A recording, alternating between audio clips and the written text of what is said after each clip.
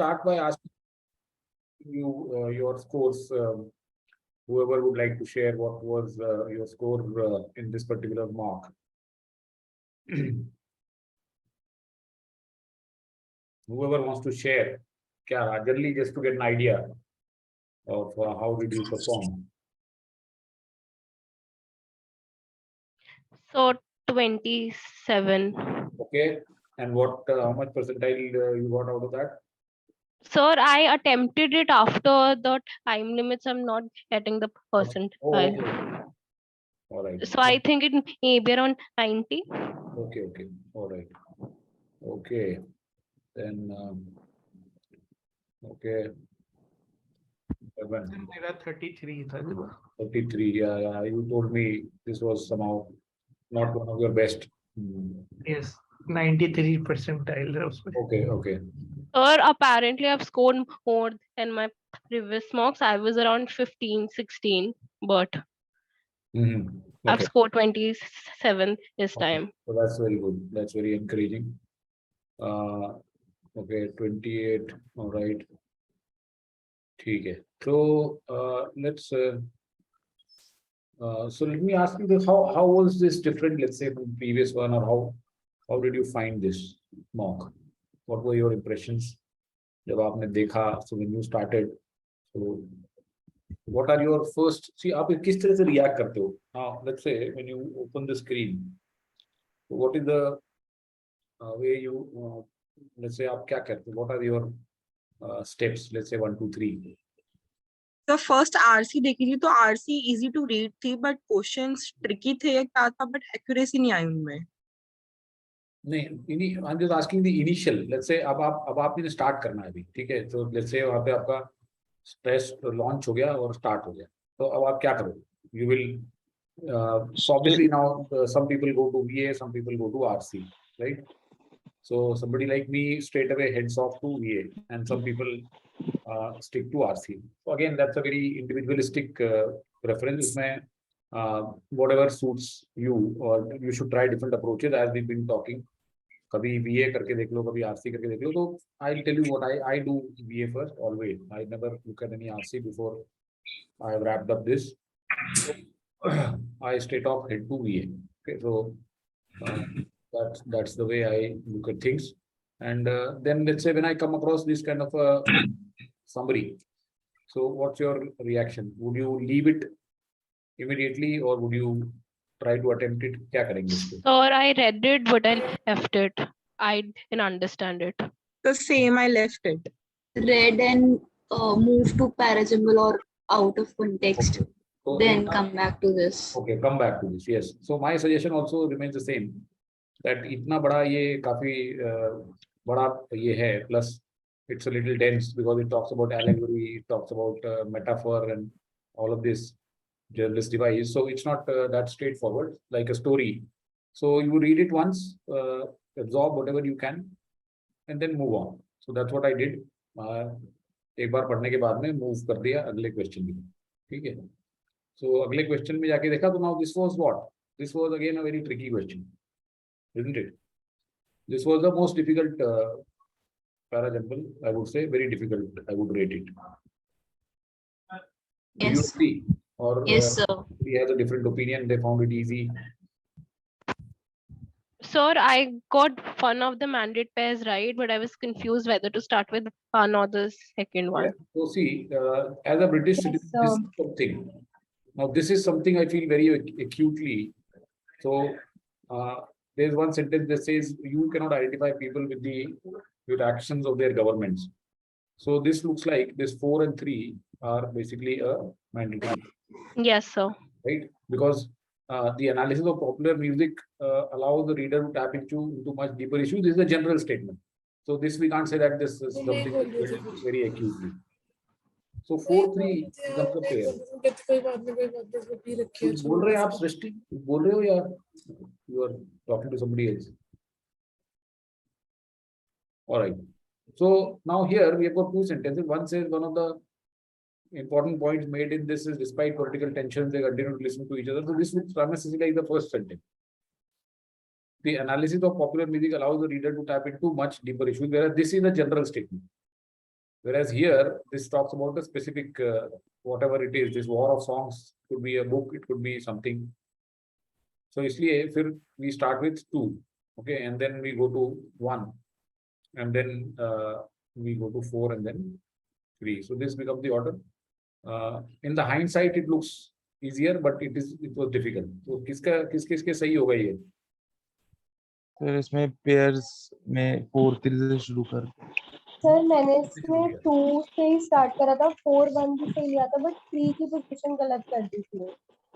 Okay so 4-3 से देखो, 4-3 से आप कर सकते हो, 4 से कर सकते हो 4-3, but 4-3 looks like a result or something. Okay, it Sir, doesn't. why not we start? Sir, 1 से क्यों नहीं start कर सकते इसमें? Exactly, sir. I did 1, 2, 4, 3. नहीं, 1 से कर सकते हैं start, लेकिन the point is that which is a more generic theme? Is it so? One of the important points made in wars, despite political tensions, they continue to listen to each other's music. Now here you are talking about analysis of music as a general statement, allows the reader to tap into much deeper issues. Sentence in simple present tense talks about the general statement, whereas here this talks about one of the important points is that despite this, उधर जाएंगे के बाद बात ना करते हैं चलो कर लेंगे ये देखिए नहीं बात कर रहे हैं, कृपया आपने अपने फोन म्यूट पे रख दीजिए प्लीज। हाँ सर इसका 2-1-3-4 नहीं हो सकता? नहीं, 2-1-3-4 तो नहीं हो सकता, क्योंकि आप you feel very actually what, ये तो इसके लिए बेसिस चाहिए ना आपको। This is something I feel very actually. What do you feel very actually? You feel that you cannot identify people with actions of the government. This is what you feel acutely this year. Sir वो government का तो first वाले में दिया गया है ना थोड़ा रेफरेंस कि उसमें वोट वगैरह कर सकते हैं सॉन्ग के बेसिस पे। अरे देखो, वो जो बताया गया है उसके बेसिस पे आप यहाँ पे आए कि आपके भले आपके बीच में टेंशन चल रही हो रशिया और यूक्रेन में, लेकिन आप एक दूसरे का गाना सुन रहे हो, वोट कर रहे हो। That means you are separate from the actions of your governments. तो इसके बाद में ये आएगा ना, एंड देन सी, ठीक है, ये भी आ सकता था पहले, लेकिन पॉइंट इज कि as a British citizen this is something, ये 4 और 3 तो लिंक्ड है। ओके, तो चलो ठीक है, इसको देखो बहुत ज्यादा इसके ऊपर मैं पैरा जंबल में I am not going to discuss too much. एक डिस्कस कर लेंगे, एक बेसिक मैं आपको कनेक्ट बता दूंगा, क्योंकि इसमें हम कुछ चेंज तो कर नहीं सकते। ठीक है, देखो ये बहुत ही एक एम्बिगुअस टाइप की चीजें होती है, और ये जो जिसने पेपर ये जो बनाता है वो कहीं से उठा के ले आता है, 4 सेंटेंस उसको जोड़ देता है। कई बार वो इलॉजिकल भी होते हैं, ठीक है, कई बार वो सो वी हैव टू सी, और जनरली आई हैव सीन कि 2-3 में से आपको मिल जाएंगे जो भी आप सही कर सकते हो। तो जो नहीं हुआ उसके ऊपर उसको छोड़ देंगे, will not keep harping upon that. Okay, let's look at the second question. This was easy. Okay, this was easy नहीं बोलूंगा, इसको मॉडरेट बोलूंगा। सो बताइए ये सही हुआ कि गलत हुआ? Yes, sir. सही हुआ। सर सही हुआ। देखिए यहाँ पे before oil is discovered government typically और awarding of lease in developing countries. So this tells us that this is a very specific case of developing countries, right? तो आपने डेवलपिंग कंट्रीज में जो अवॉर्डिंग ऑफ लीज है, इसको आपने one of the most secretive, competitive और contested corner बताया। So this the opening statement. अब कैसे होता है? तो दिस गवर्नमेंट्स डेवलपिंग कंट्रीज की, they typically offer royalty rates that are favourable to exploration company. Unsold, अब ये यहाँ पे this binary before and after, तो अभी तो सिर्फ उन्होंने बिफोर बताया है, ओके, आफ्टर तो बताया नहीं है। So we can not follow this up with 1 because 1 says this binary before and after phenomenon opens door. So unless we say what is the after phenomena, we cannot put this sentence, right? And that after phenomena is given in second. So 3, 4, 2, 1 becomes the order. Sir इसमें मैंने 4 to 1 का तो बना लिया था, लेकिन 3 का मुझे डाउट था, वो आगे आएगा या पीछे आएगा। नहीं तो लेकिन आपने ऐसा क्यों नहीं सोचा कि अगर जब तक आप बताओगे नहीं कि वो कौन सी कंट्रीज हैं, तब तक आप गवर्नमेंट्स, कौन सी governments, you are talking about in general about the governments of the world, और you are talking about any specific governments of specific country?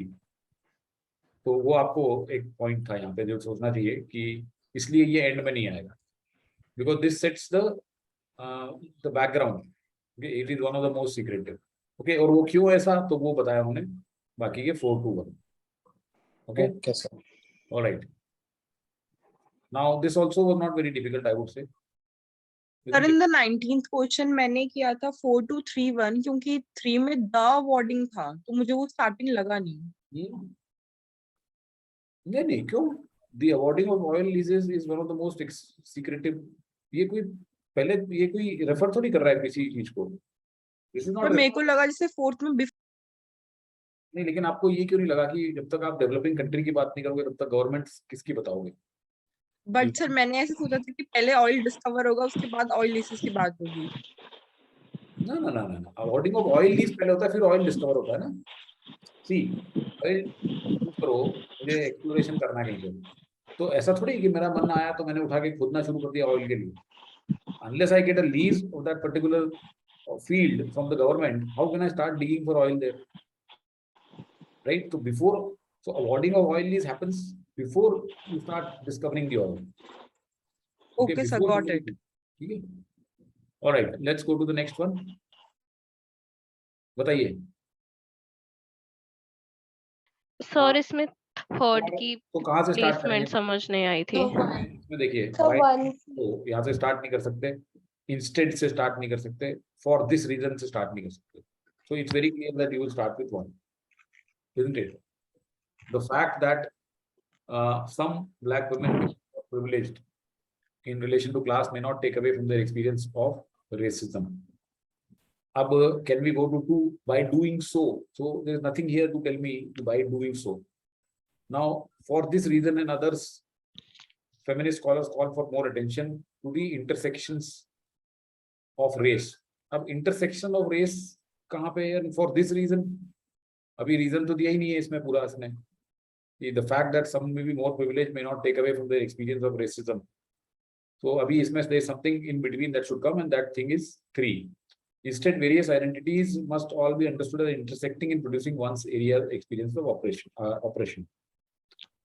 So one में ये है कि fact that they may be more privileged in relation to class may not take away from their experience of racism. Okay, so that means what he is trying to say कि जैसे black और black, अब जैसे ये black women है, तो इसकी 2 identity हो गई। ओके, 2 आइडेंटिटी में एक तो ये women भी है और एक ये black भी है। तो he is saying कि that the fact that this black women may be more privileged in relation to class compared to men, still sir तो ये रीजन नहीं होगा जो 4th में उसने मेंशन कर रखा है? क्या चीज? जैसे इसने जो फैक्ट मेंशन करा है कि ब्लैक वुमेन जो है मोर प्रिविलेज है इन रिलेशन टू क्लास, तो उसका तो नीचे 4th पॉइंट जो है इसके बाद नहीं आ सकता, for this reason and others. अभी देखो, अभी तो इंटरसेक्शन की बात कहाँ हुई है? The called more attention to the intersection of race, वो इंटरसेक्टिंग वाली बात तो 3rd में हुई ना। आप ये पूरा पूरा समझो ना, जो मैं समझा रहा हूँ कि ब्लैक वुमेन में भी more privileged in relation to class may not take away from their experience of racism. That means ये मेन से भले ज्यादा प्रिविलेज हो, लेकिन फिर भी दे एक्सपीरियंस रेसिज्म।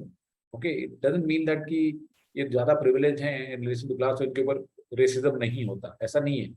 इंस्टेड देखो, instead various identities must all be understood and intersecting in producing one's experience of operation. तो ये ऑपरेशन और ये मतलब आप ये देखो ना, may not take away from their experience of racism and इनकी जो अलग अलग आइडेंटिटी है, तो इसकी आइडेंटिटी 2 तरीके से हो गई, वुमेन भी है और ब्लैक भी है, तो ये दोनों इंटरसेक्ट कर रही हैं। और for this reason and others they call for more attention to intersection of race ethnicity by doing so. Okay, now अब आप अगर सपोज करो आपने पहले 4 ले लिया, ठीक है, तो चलो मैंने आपकी बात मान ली, 4 ले लिया, फिर उसके बाद में मैंने 3 ले लिया, फिर मैं 2 पे अगर चला जाऊंगा तो बाय डूइंग सो किस चीज के लिए? By doing what? सो अब आप ये कहोगे कि instead various identities must be understood as intersecting. और दूसरी बात, ये जो 3rd में इंस्टेड है, ये 4 के बाद में कैसे आएगा? सर 4 के बाद में 2 पे चला गया था, 3rd मुझे लगा कि वो कंक्लूडिंग लाइन है, तो लास्ट में वो कंक्लूड कर रहा है कि सारा कुछ बोल के इंस्टेड वेरियस आइडेंटिटीज जो हैं वो must be understood as intersecting in producing. पूरा आप ये 3rd और उसको 2nd को पढ़ के पूरा समझो ना। By doing so they address the ways the different aspects of one's identity such as race, gender and also intersect and create multiple and distinct forms of operation. ये देखो, ये भी तो यहीं से फॉलो कर रहा है ना। अभी आपने पहले एक्सपीरियंस ऑफ ऑपरेशन बताया एक सेंटेंस में, और अब आप distinct forms of operation so that no one aspect can be privileged over another in understanding operation. So this is the concluding line. So आपको पैसेज में ये बताने की कोशिश की जा रही है कि जो उसकी जो अलग अलग आइडेंटिटीज हैं उसके इंटरसेक्शन को देख के देखने से हम समझ सकते हैं कि इसके ऊपर किस तरीके के ऑपरेशन हो रहे हैं. No one aspect can be more privilege than the other in understanding operation. That means just because she is a more privileged person in terms of gender does not mean that she faces less oppression. ये पूरे passage का crux. Okay, तो चलो इसको इस तरीके से समझना है हमें. 1432. ऑलराइट, दिस वाज सर मैंने उसमें 1 3 2 4 कर दिया था, तो वो गलत है बिल्कुल. वो बिल्कुल गलत है, क्योंकि जैसे मैंने आपको समझाया जो इसमें फ्लो है वो इसी तरीके से जाएगा. ओके, इसमें आपने अगर 1 3 के बाद में फिर 2 कर दिया. ओके, तो 1 3 के बाद में 2 करके 4 का तो फॉर दिस रीजन क्या होता है फिर? Then you can't explain this reason मतलब क्या है. देखो, आप जो भी ऑर्डर बना रहे हो उसमें जो भी कनेक्टिव्स हैं उसको एक्सप्लेन तो करोगे ना. You can't let them hanging loose. आपने अगर 1 3 2 4 बना दिया तो what is this for this reason, which reason? 2 में तो मुझे कोई रीजन नहीं दिख रहा है जो कि मैं 4 में रेफर कर सकूं. ठीक है सर आई थिंक वो आपने गलत लिख दिया है. सर 1342 होगा ना? 1342 होगा. 42 है. 1342, सॉरी 1342, माय मिस्टेक. ऑलराइट, चलिए इसमें बताइए. सर ये दोनों गलत हुए मेरे ऑड वन आउट, बाकी भी ये सही हो गया था. सर मेरे भी दोनों गलत हुए तो सर. सर नहीं, ये मेरे तो दोनों मुश्किल- सही थे. ये सर ये मेरे सही भी हुआ दोनों है, सही थे. फोर्थ है ये. सर मेरे वो पैसेज वाले, वो पैराग्राफ वाले गलत थे. सही. ये तो ठीक है ना, ये तो ज्यादा मुश्किल नहीं दिख रहा है. देखो इसमें क्या कह रहा है. Earlier this year it gained 3 or 4 spots in annual ranking of Arab universities. तो ये इट कौन है यहाँ पे? Saudi Arabia. Now not does it have Egypt's long history of scholarship. तो नॉट डज इट हैव मतलब इसके पास समथिंग नहीं है. ओके, और ये भी नहीं है. ठीक है, not does it have Egypt's long history of scholarship with the likes of Al Azhar and all that. It may not be quite the country for the usual university experience, moving out of home, experimenting, dating. But Saudi Arabia is gaining an unlikely reputation for learning in the Middle East. The kingdom rarely pulls off things as well, let alone better than its more savvy fellow Gulf states.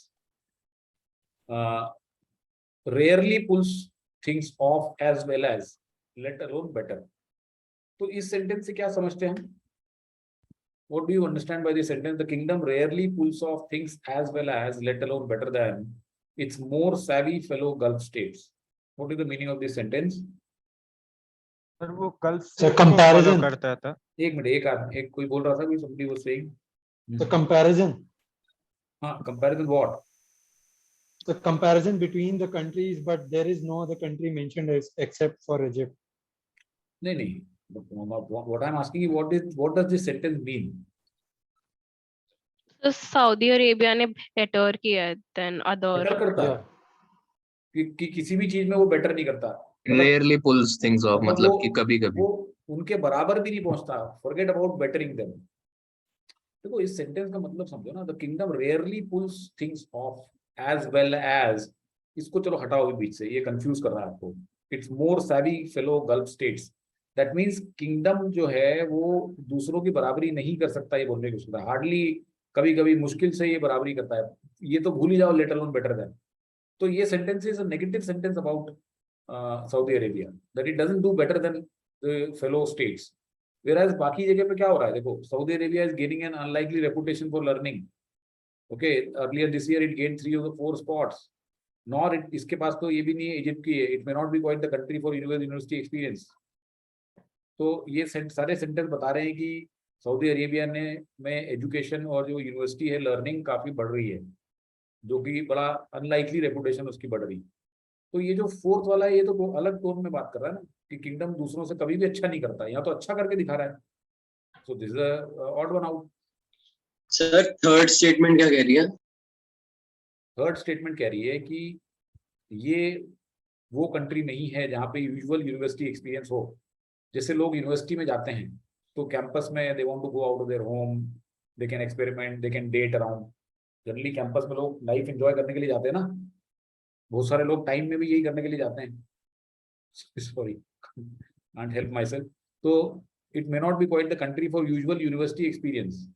Moving out of home, experimenting, dating, ठीक है, not does it have Egypt's long history of scholarship. तो ये sentence आपके 3 और 2 पहले आ गए, but अब contrast आया कि it is gaining an unlikely reputation. कैसे पता हमको? Earlier this year it gain 3 out of 4 spots, so 3 to 5 month becomes an frequency. Sir एक बार प्लीज सेकंड वाला भी एक्सप्लेन कर दो सेंटेंस हाँ, कि तो व्हाट ये कह रहा है कि एग्जैक्टली देखो, एक तो पहली बात ये है कि ना तो ये वो ऐसी कंट्री है जहाँ पे लोग यूजुअल यूनिवर्सिटी एक्सपीरियंस के लिए जाएं, ठीक है, जो ये सब चीजें करने के लिए जाते हैं, ना ही इसके पास में not does it have long history of scholarship. जैसे इजिप्ट जो है वहाँ पे लॉन्ग हिस्ट्री ऑफ स्कॉलरशिप की, वहाँ पे बड़ी अच्छी यूनिवर्सिटी है, अल अजहर यूनिवर्सिटी, जो कि 10th सेंचुरी चल रही है। तो ना तो इसके पास में ऐसा एक्सपीरियंस है देने को, ना इसके पास में इजिप्ट जैसी लॉन्ग हिस्ट्री है। फिर भी सऊदी अरेबिया की रेपुटेशन बहुत बढ़ती जा रही है लर्निंग के लिए मिडिल ईस्ट। कैसे? अर्लियर्स ने इतने सारे स्पॉट्स गेन किए, बस दैट्स इट। ये 4th sentence, odd one out. Okay sir. तो थोड़ा सा देखो, थोड़ा सा रीडिंग हमको करनी पड़ेगी ढंग से। Okay, we need to read it little carefully. We are trying to rely more on some mechanics and some keywords or some matching है। अच्छा इसमें ये ऐसा नहीं करना है हमको। Reading is a Paramount thing here. Okay, ये तो इजी है, इसको आप निकाल सकते हो लेबलिंग से। Okay, we can yes sir. Label the sentences and remove it. बताइए।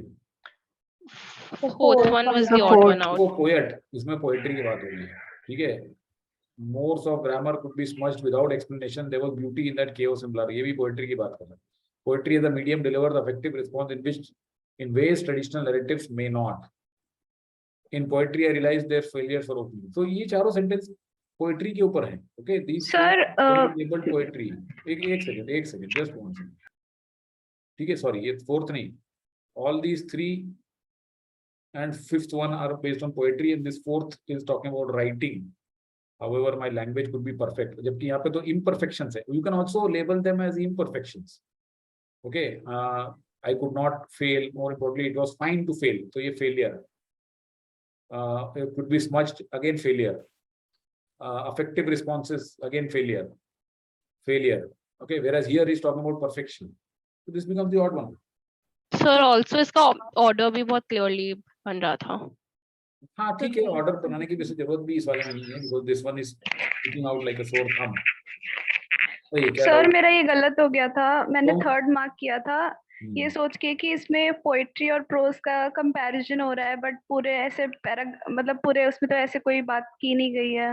नहीं तो अरे तो आप देखो, पोएट्री क्या होती है और प्रोज क्या होता है, बताइए। What is poetry and what is prose? So prose is story. No, story मतलब basically prose is when you write in terms of an essay, okay, or article, or you know, some kind of a story or something. वो सब prose होता है. Something that is not poetry is prose.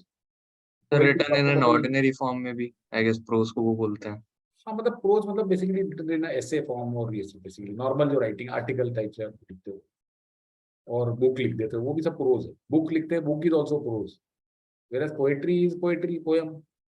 तो यहाँ पे इसने बताया कि भाई मुझे पोएट्री अच्छी लगती है, पूरे पैराग्राफ में वो यही बता रहा है, क्योंकि इसमें मैं फेलियर को एम्ब्रेस करता हूँ, इसमें मैं बहुत सारी चीजें रूल्स ग्रामर के तोड़ देता हूँ। जबकि ये ऐसे लिखने में तो मुझे ग्रामर और सब स्ट्रिक्टली फॉलो करनी पड़ती है। देखो यहाँ लिखा है ना, mores of grammar, syntax and logic would be smudged without explanation और एक्सक्यूज। पोएट्री में तो वो कई चीजें खा जाता है बीच में, मैच कराने के लिए, राइम कराने के लिए, कोई अलग अलग सर ये मैंने सेकंड से ही 4th कनेक्ट किया था, इसलिए मैंने 4th नहीं मार्क किया कि मतलब वो बात कर रहा है ग्रामर, सिंटैक्स, लॉजिक की अपने लैंग्वेज में, तो इसलिए सर मैंने 3rd मार्क किया था। नहीं देखो आपकी बात ठीक है, लेकिन आपने ये बाकी की सेंटेंस छोड़ दिए फिर कंसिडरेशन में। अगर आप इन तीनों को देखोगे तो आपको लगेगा कि हाँ ये एक सेंटेंस है और ये उसका कॉन्ट्रास्टिंग सेंटेंस है ना, कि grammar could be smudged but there was beauty. लेकिन प्रॉब्लम आप एक चीज भूल गए कि इसमें पोएट्री का नाम एक्सप्लिसिटली नहीं दिया हुआ है।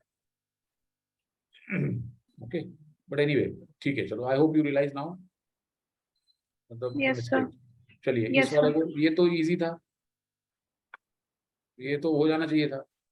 यस सर, हो गया था। ये तो हो गया था। हो गया था यस सर। क्या किया इसमें बताओ? सी सर। यस सर, सी। अच्छा ए क्यों नहीं है?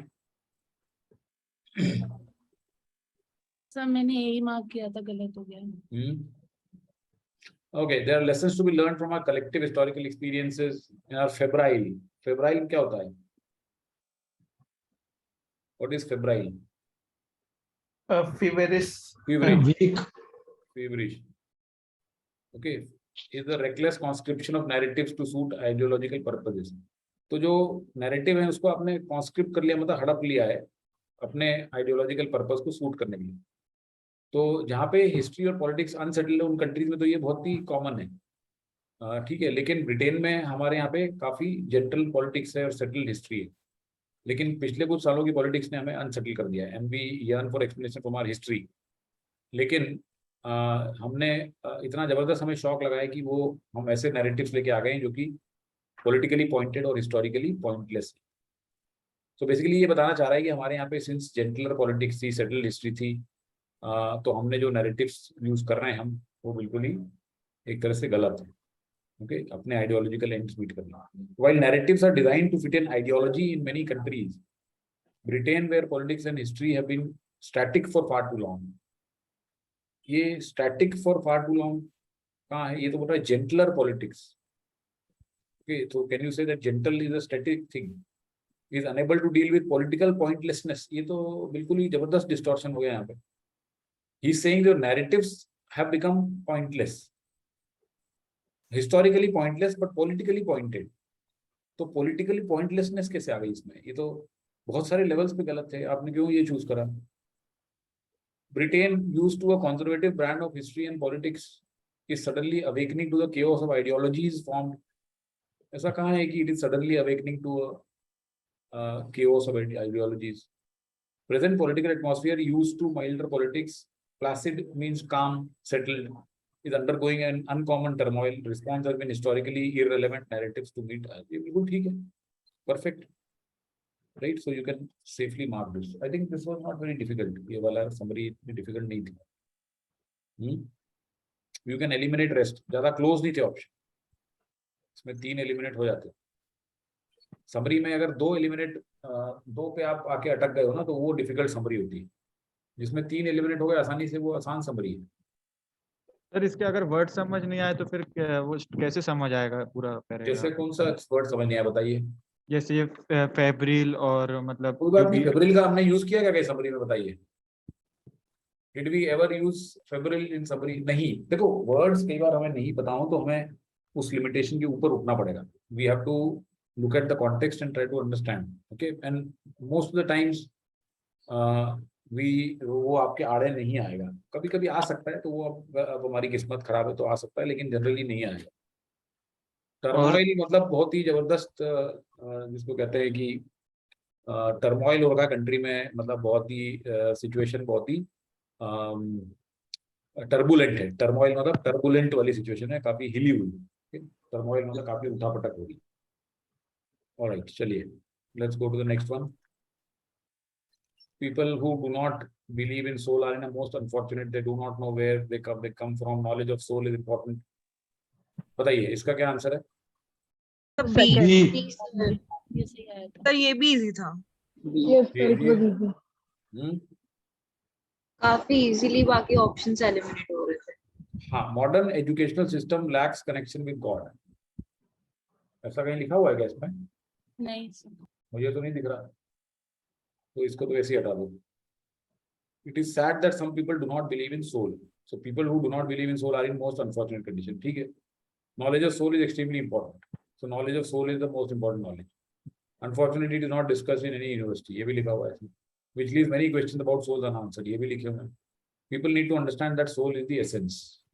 ठीक है, तो इसको रख लेते हैं। If you help a person achieve his material goals and pursue other knowledge, but in doing so do not deal with, ये सब कहाँ लिखा हुआ है ऐसा? मतलब ये ऑप्शन तो इसने या तो 2 बजे नींद में बनाया है। सर वही पढ़ के लग रहा था कि ये किसी और पैसेज, किसी और पैराग्राफ के हैं। हाँ, वो किसी और पैराग्राफ के होंगे या किसी और मॉक से एक ऑप्शन उठा लाया होगा। Material scientist conclude that there is no soul, but that is not a fact. ऐसा कोई बोल रहा है कि there is no soul? Material scientist क्या बोल रहे? There is, but that is not a fact. There is a soul, living body dead. Okay, so This was easy, I think. I would say that this was very easy in terms of summary question. Okay. चलिए, तो अभी एक इसमें एक बच गया हमारा पहला वाला, जिसके ऊपर हम वापस आएंगे घूम फिर के। एलेगरी। एलेगरी क्या होती है? एनीवन? सर एलोगेरी मतलब होता है जैसे हम एक कहानी बनाते हैं जिसमें कैरेक्टर्स लिख देते हैं और फिर हम उसे ऐसे उससे एक संदेश देना चाहते हैं। जैसे कछुआ और खरगोश है ना, कि उसमें वो असली में थोड़े हुआ, वो तो एक मतलब एक कहानी बनाया, उसमें ऐसे बताया गया कि देखो तुम्हें कछुआ नहीं बनना है, तुम्हें खरगोश, मतलब ऐसे सॉर्ट ऑफ। हाँ, see, allegory मतलब basically some let's say narrative or some story. It could be a movie also. It could be a book also that gives you a message. Okay, that वो characters जो होते हैं वो उनका purpose ये है कि आपको वो message देंगे। तो जैसे अगर किसी ने एक बुक पढ़ी हो एनिमल फार्म या 1984, तो एनिमल फार्म में वो एनिमल्स जो रहते हैं फार्म पे वो पॉलिटिक्स वगैरह चलती है। हाँ, पॉलिटिक्स वगैरह होती है ना उसमें एनिमल पॉलिटिक्स। की। हाँ, मतलब वो, हाँ, एनिमल की पॉलिटिक्स होती है। तो वो इंसान बताना चाह रहे थे कि इंसान जो है वो किस तरीके से रहता है, मतलब वो कैसे एक ऑपरेशन करता है, कैसे किस तरीके से एक दूसरे को कंट्रोल करता है। तो वो एलेगोरिकल था। तो ऐसे बहुत सारी मूवीज बनती हैं, बहुत सारे बुक्स लिखी जाती हैं, एलेगोरी होती है। तो जिसमें जो इमेजरी होती है वो imagery is representative of something which the author और this guy wants to convey. जैसे फाइट क्लब मूवी आपने अगर देखी हो तो बहुत जबरदस्त एलेगोरी है। तो ऐसे इसके ऊपर बहुत सारे डिस्कशन हो सकते हैं जब हम अपना सेशन करेंगे एक दिन। Literary devices, it's a literary device और figure of speech. Allegory not a figure of speech, but you can say it's a literary device. So if the fictional work in question can function as metaphor. अब metaphor अलग चीज होती है। metaphor में तो comparison हो रहा होता है दो चीजों में। ओके, एलेगोरी में comparison नहीं होगा, लेकिन कुछ लोग उसको कंफ्यूज हो जाते हैं। So this is a common art journalist device. Finding a political parallel to whatever you are reviewing is a handy way to make it appear worth writing about. But allegory is not just another word for metaphor. In essence, it is a form of fiction that represents immaterial things as images. It calls attention to what it's doing, typically by giving those images overtly thematic labels, like presenting 7 deadly sins, the possession of people name. तो अब जैसे 7 लोग निकल रहे हैं, एक का नाम लस्ट है, एक का स्लॉथ है, एक का प्राइड है, एक का रैथ है, एक का ग्लटनी है। वैसे 7 जो सिंस होते हैं, तो अगर 7 लोगों को निकाला जाए एक रास्ते में से प्रोसेशन, तो आपको समझ में आ जाएगा कि अरे ये तो 7 deadly sins है। So that if suppose such a procession is being carried out, so it's an allegory, okay, presenting 7 deadly sins. So allegory is not merely an equation to be solved, leaving you free to throw aside something that's done its work. It's not enough to see the dreamer gazing. We must feel the scene, view the sparkling water. So basically ये यहीं पे बताने की कोशिश कर रहा है कि किस तरह से allegory और metaphor में लोग confuse होते हैं, लेकिन allegory is much different. And उसमें आप जो image है, जो imagery है, उसको experience करते हो आप उसको पूरा। And it is not that उसको सिर्फ आपने जैसे पढ़ के या सोच के आपने फिर उसको निकाल के फेंक दिया, उसको आपको experience भी करना है। You have to live through it. So today the meaning of word allegory has drifted so far that even works that aren't especially metaphorical get labeled as allegorical. ऐसा कहीं पे बोल रहा है क्या कि जो metaphorical भी नहीं है उसको हम allegorical बोलने लगते हैं, but great allegorical works impose a single conspicuous. So ये बहुत ही एक again ridiculous C, very easily you can eliminate this. An allegory which uses imagery to represent immaterial things is not a mere metaphor because it fosters a deeper understanding of imagery. इसको रख सकते हैं। Not everything that is written is worth reviewing. Calling a political parallel and allegory serves to make a near metaphorical. Again, this can be easily eliminated. Okay, political parallel and allegory serves to make a near metaphorical comparison. ये तो दोनों को equate कर रहा है। While the distinction between allegory and metaphor might seem obscure to many, ये part सही है इसमें. This part is correct. Experts know that allegorical reading requires sustaining. Who are these experts? ये इस passage में कहीं पे किसी expert का नाम दिया हुआ है क्या? No, sir. Has anybody been called an expert in this paragraph? इसने सिर्फ ये कहा है कि this is a common arts journalist device. That's it. Has he referred to anyone as an expert in deciding that this is allegory and this is metaphor, and this allegory is supposed to do this? मुझे तो नहीं दिखा इसमें कहीं। कोई expert है क्या? नहीं है ना, तो इसको हटा सकते हैं। B becomes the answer. So is the picture of Dorian Gray an allegory or just a gothic fiction? क्या चीज? Come again. Is the picture of Dorian Gray an allegory or just a gothic is the fiction? Picture The picture of Dorian Gray. Dorian Gray? Not really, I can not bring it to mind. क्या है वो Dorian Gray? I am not able to recollect actually off hand. But what is it? Can you tell me?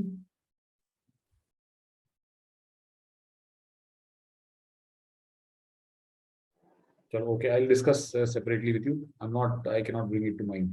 Alright, तो इसमें से देखिए, इसमें कितने सही हुए बताओ?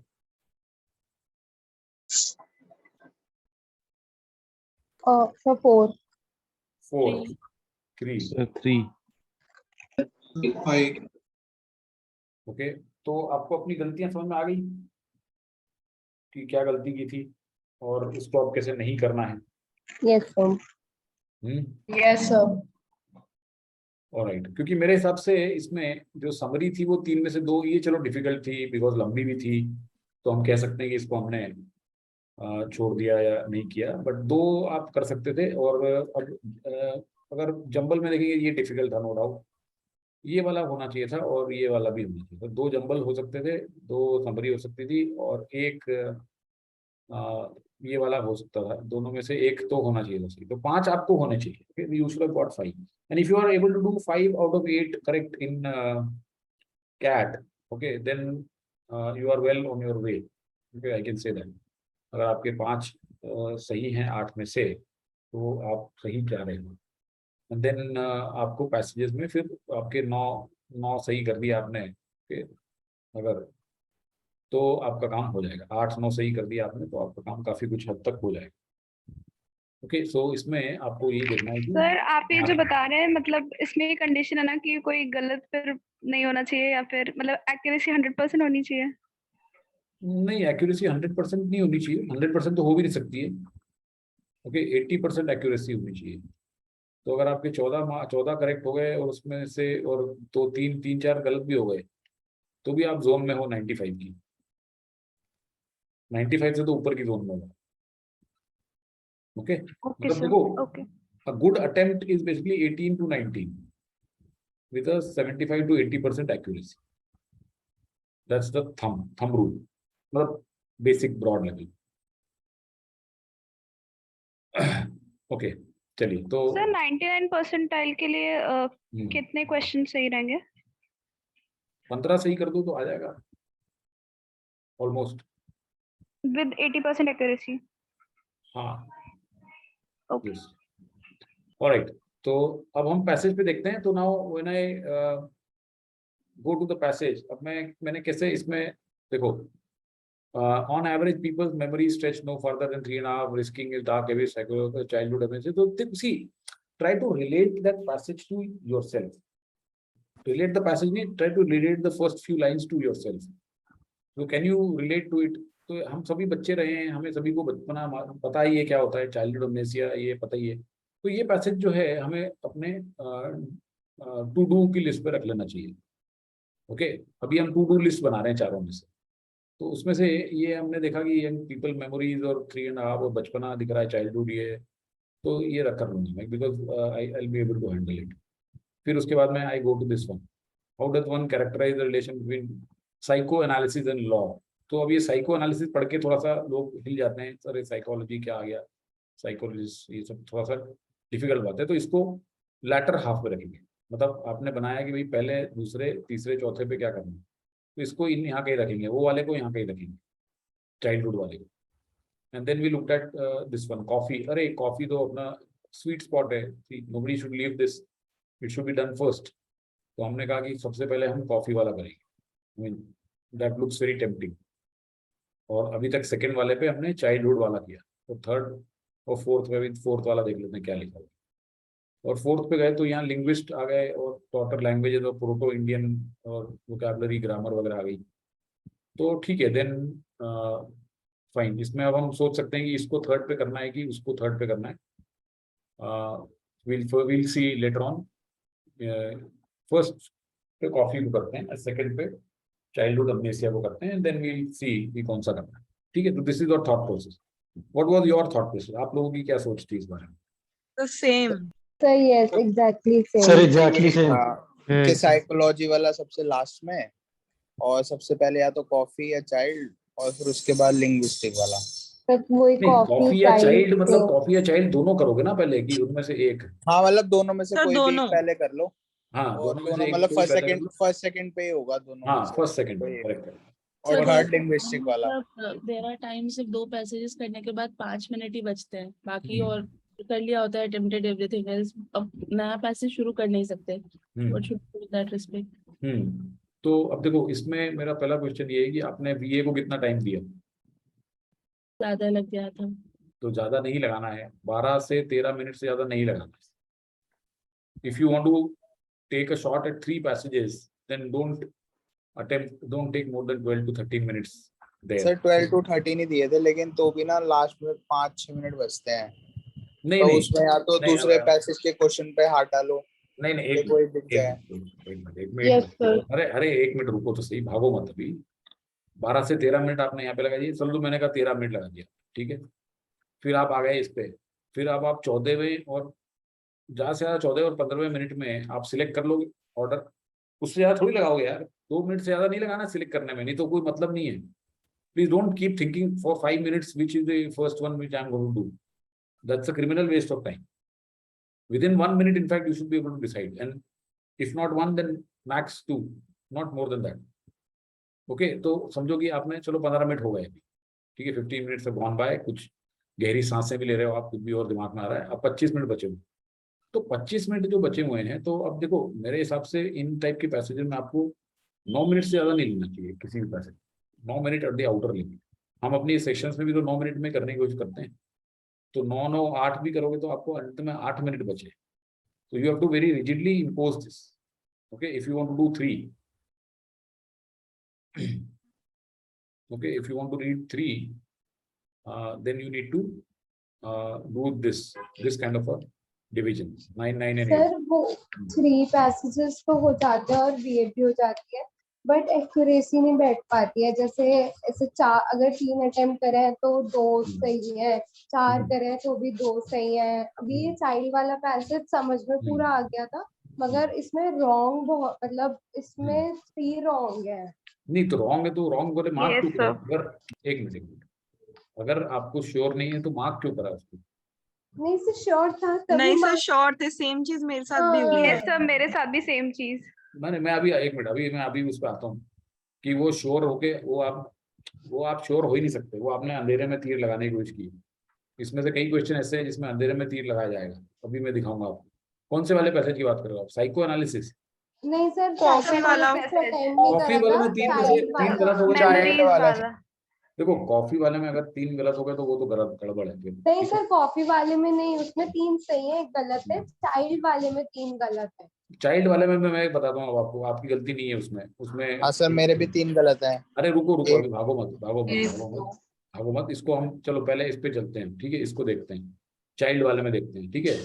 तो अब चाइल्ड वाले में let us look at the first question.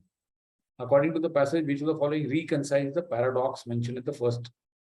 Paradox क्या है यहाँ पे?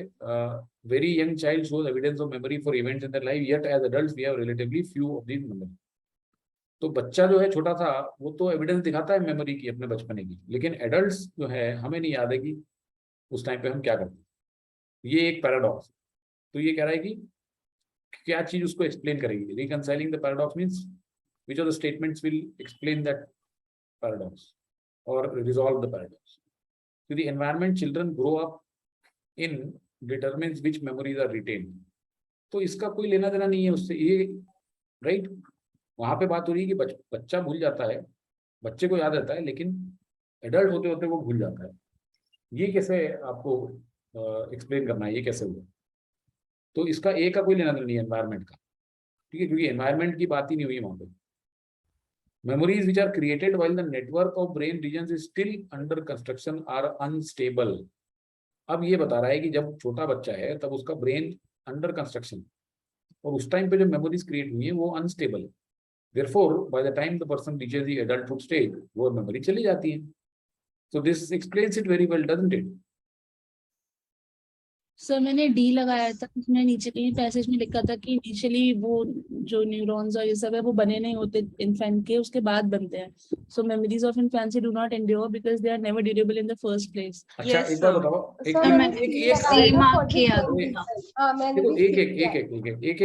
जवाब देते ना। अभी एक क्वेश्चन आया है, मैं उसको जवाब देता हूँ, फिर आप दूसरा पूछना। मैं डी को डी को हटाता हूँ पहले।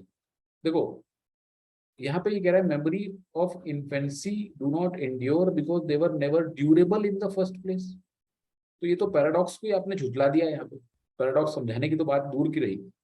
वो क्या बोल रहा है कि चाइल्डहुड में मेमोरीज हैं, ड्यूरेबल हैं, बचपन में मेमोरीज रहती हैं, लेकिन एडल्टहुड में चली जाती हैं। तो ये कह रहा है कि वो तो बचपन में ही नहीं थी वो मेमोरी। तो ये तो उसको झुठला रहा है, ये तो मतलब उसको निगेट कर रहा है ना, पैराडॉक्स को ही निगेट कर रहा है। तो एक्सप्लेन क्या कर रहा है ये देखिए, very young children show evidence of memory for events in their lives.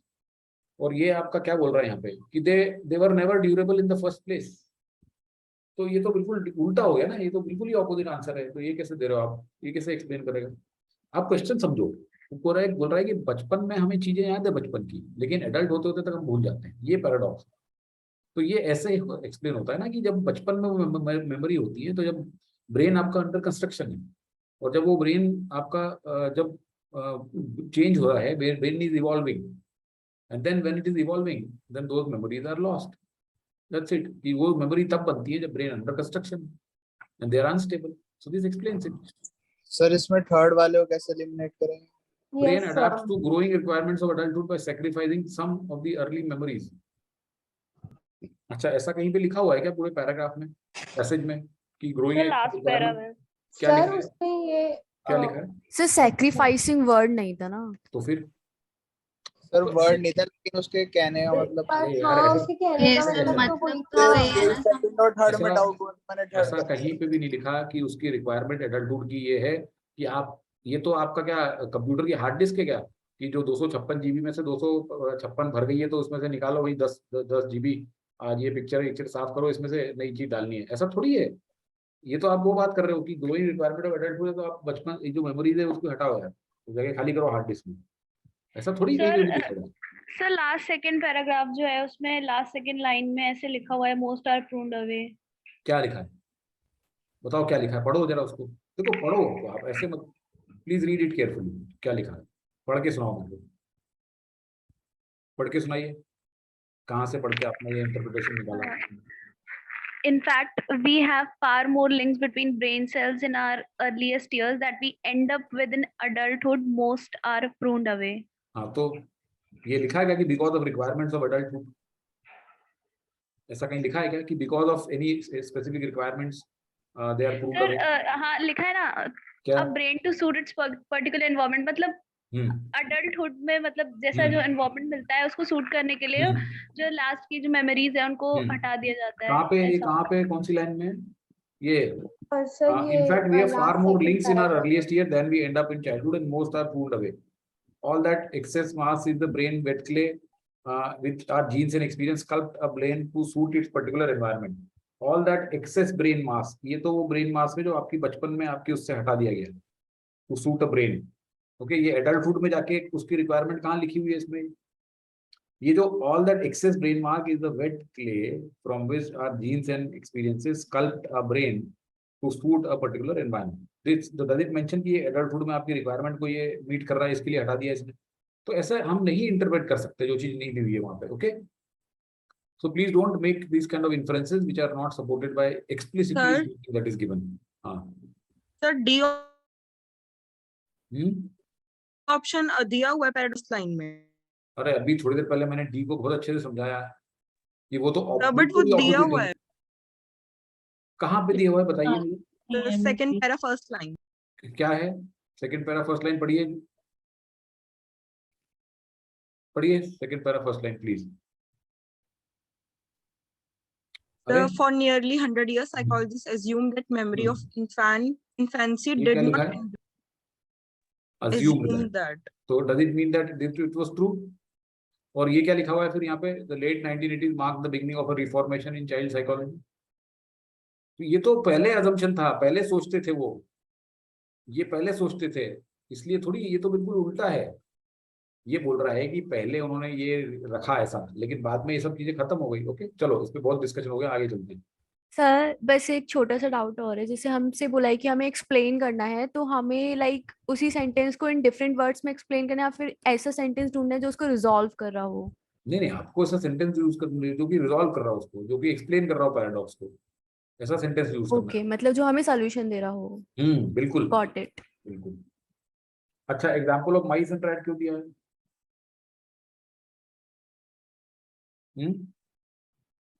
ये तो बहुत इजी क्वेश्चन है यार. यस सर, ये वाला हाँ सर, यही वाला ठीक हुआ है, बाकी 3 गलत. हाँ, बाकी सारे गलत हुए हैं.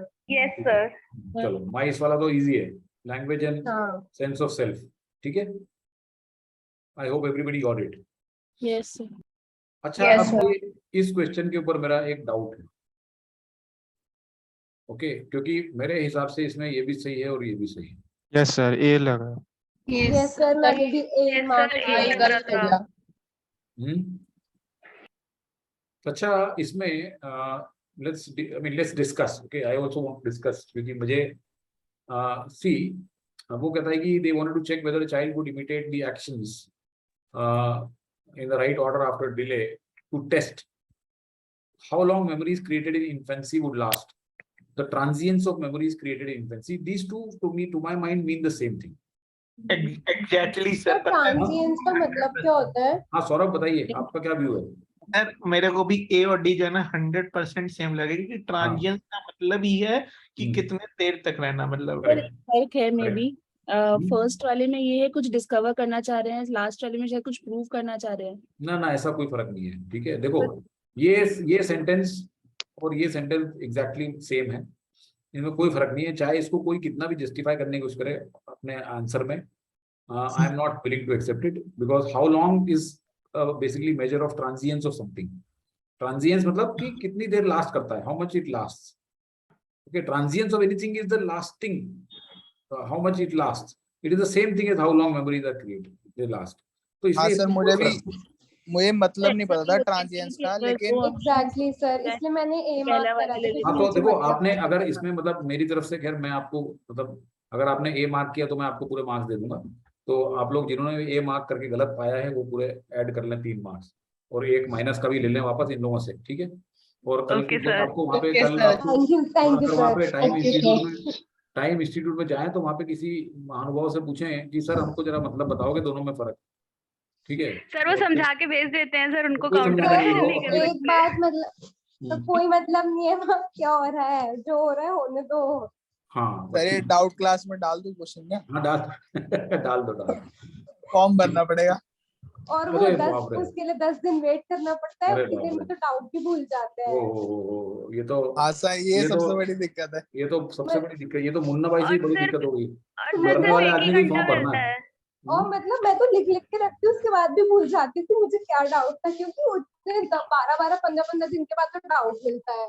आप वहां पे जाके उनसे पूछना ना कि मुन्ना भाई के जैसे कि क्वेश्चन पूछने के पहले डाउट का फॉर्म भरना जरूरी है क्या? ठीक, ओके चलो. तो anyway, from my side I give you 3 marks here, अगर आपने ए मार्क किया तो. ठीक है, alright. Next, which of the following offers an alternative explanation as to why humans don't recollect childhood memories? देखो ये भी स्टूपिड क्वेश्चन है सर, इसका भी ए लगा. ये एक स्टूपिड क्वेश्चन है. इसका डी लगा सर. नहीं देखो, ये एक बहुत स्टूपिड क्वेश्चन है. नहीं आया ऑल्टरनेटिव एक्सप्लेनेशन. ये ऑल्टरनेटिव एक्सप्लेनेशन मांग रहा है कि एक एक्सप्लेनेशन तो ये दे दिया कि ब्रेन जो है वो क्रिएट हो रहा है, उसके न्यूरॉन्स और उसके जो पाथवेज हैं वो बन रहे हैं, और वो बचपन से जब वो थे तो अनस्टेबल था, और धीरे धीरे जब वो बड़ा हुआ इसलिए वो मेमोरीज रिटेन नहीं करता है. अब ये आपसे मांग रहा है कि कोई ऑल्टरनेटिव एक्सप्लेनेशन दे दो. तो brain constantly disintegrates to make way for new memories. Can this be an explanation or not? नहीं. Yes sir. सर वो बढ़ते बढ़ते वो मास वास उसका मतलब हट रहा था उसमें ब्रेन में से, वो तो ये बता रहा था. डिसइंटीग्रेट लेकिन स्ट्रॉन्ग वर्ड नहीं है. डिसइंटीग्रेट तो मतलब पूरी तरह से छिन्न भिन्न हो गया. Yes, sir. और दूसरी बात ये भी है ना, ये एडल्ट और चाइल्डहुड में कुछ डिफरेंस नहीं कर रहा है, बोल रहा है सबके लिए कॉमन ही है। हाँ मतलब ब्रेन डिसइंटीग्रेट्स, ये थोड़ा सा एक्सट्रीम हो जाता है, ठीक है, तो इसलिए एक को तो हटा देते हैं इधर से। Body cannot expend enough resources during childhood to form neural circuitry required for forming long lasting memories. तो ये आपको एक ऑल्टरनेटिव बता रहा है कि बॉडी, देखो इसको इस तरीके से नहीं देखना कि ये तो कहीं लिखा ही नहीं पैसेज में। See if you are looking at this answer कि ये तो मेंशन नहीं है, तो फिर ये ठीक नहीं है, क्योंकि ऑल्टरनेटिव एक्सप्लेनेशन देना है हमको। इसको थोड़ा सा क्वेश्चन को और सही करने के लिए इसको लिखना चाहिए था कि which of the following offers and which of the following if true offers an alternative explanation, ऐसा लिखना चाहिए इसको। ये क्वेश्चन गलत फ्रेम हुआ है, इसको यहाँ पे इफ ट्रू लिखना बहुत जरूरी है, क्योंकि अगर ये इसने नहीं लिखा तो people might look for it in the option, sorry in the passage. Sir यही एग्जैक्टली यही मिस्टेक हुई है मेरी। मैंने इसको पैसेज में ढूंढा, मिला नहीं, हाँ। से आई मार्क डी। हाँ, To understand this, time was lost. Like they should have mentioned if true. Yes. I searched in the passage Yes. for this, then I understood. yes, so you agree that if true लगना चाहिए उसको यहाँ पे, हाँ sir, है ना? अगर वो होता तो फिर वो तो क्रिटिकल रीजनिंग का बन जाता, तो हमें इवैल्यूएट करना पड़ता। करेक्ट करेक्ट, तो इसलिए इसमें ये गड़बड़ है, ठीक है। तो इसलिए भी मैं आपको इसमें भी 3 मार्क देने की वो रखता हूँ। Frequently assessed memories, excess memories endure longer than those that aren't retrieved for even more than a few weeks. देखो इसमें भी क्या गलती है भैया, this can also offer an explanation की जिसको हम बार बार एक्सेस करते हैं वो रहती हैं, और जिसको नहीं करते वो चली जाती हैं। अगर किसी चीज को हम, ये क्या गलत है, ये भी तो सही है। ये वैसे देखा तो क्या सही नहीं है? किसी चीज, कोई चीज आप अगर बार बार याद करोगे तो आपको याद रहेगी। कोई चीज अगर आप बंद कर दोगे, अगर आप रोज रोज लेट से एक क्वेश्चन करोगे परमुटेशन कॉम्बिनेशन के, तो आपको याद रहेंगे। अगर आपने करके महीने के लिए छोड़ दिया तो भूल जाओगे।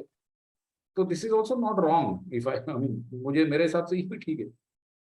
Fundamental circuitry is laid and relaid well beyond, ये ठीक है, ये छोड़ दो, वेल बियॉन्ड टीनेज ईयर्स ये नहीं है। हाँ सर, मैंने यही मार्क किया था, मैंने कहा लेकिन इसमें तो ये दिख रहा है, चाइल्डहुड की बाकी बात है ना, दिख तो ये तो ये गलत है।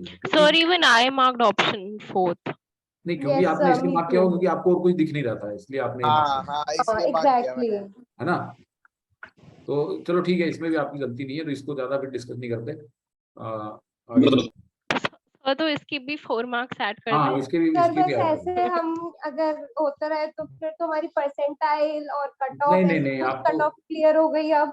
नहीं, देखो आपको शुक्रगुजार होना चाहिए ना कि पेपर टाइम वाले थोड़ी सेट करेंगे कैट का। वो जो IIM वाले प्रोफेसर हैं वो कम से कम थोड़े से ज्यादा समझदार हैं, यू कैन रेस्ट एश्योर्ड, थोड़े से। ओके, मैं ये भी नहीं बोल रहा हूँ कि बहुत ज्यादा, पर थोड़े तो ज्यादा समझदार हैं। ओके, तो आपको इतनी ज्यादा ग्रॉस वो नहीं मिलेंगे इसमें इनकंसिस्टेंसी, क्योंकि अभी आगे भी और भी मिलने वाले हैं इसमें हमें देखा। सर कभी ऐसी इनकंसिस्टेंसी हो जाती है तो नंबर देते हैं ये लोग? कौन? +4 वाले जैसे? नहीं, देखो वो थोड़ी, नहीं, देखो क्या होता है ना कि IIM वाला जो है वो नहीं करेगा ऐसा, वो बहुत ठोक बजा के देखता है, और फिर भी एक आध क्वेश्चन के ऊपर लोग रखते हैं, ठीक है। तो अब ठीक है, वो तो किस्मत भी है। और दूसरा क्या है कि वो लोग एक और चीज करते हैं ना कि अगर एक स्लॉट में अगर ऐसी गलती हो गई है तो फिर वो जब नॉर्मलाइजेशन करते हैं तो उसका वो दे देते हैं आपको। So they take into account all of these things. Okay, तो एक आध क्वेश्चन निकलता है मुश्किल से, ज्यादा नहीं निकलते हैं। एक निकला था पिछले साल भी, एक एंट्रोपी करके पैसेज था, उसमें भी एक क्वेश्चन ऐसा निकला था जिसके ऊपर डिस्प्यूट थी। तो एक आध निकलता है, बट ठीक है, दैट इज ओके। ठीक, चलो, alright, let's go to the next one. Sir तो जिसने वो मतलब ऑप्शन मार्क किया होता है उसी को मिलते हैं मार्क्स, या कोई भी ऑप्शन मार्क करा होता है सबको मिल जाते हैं?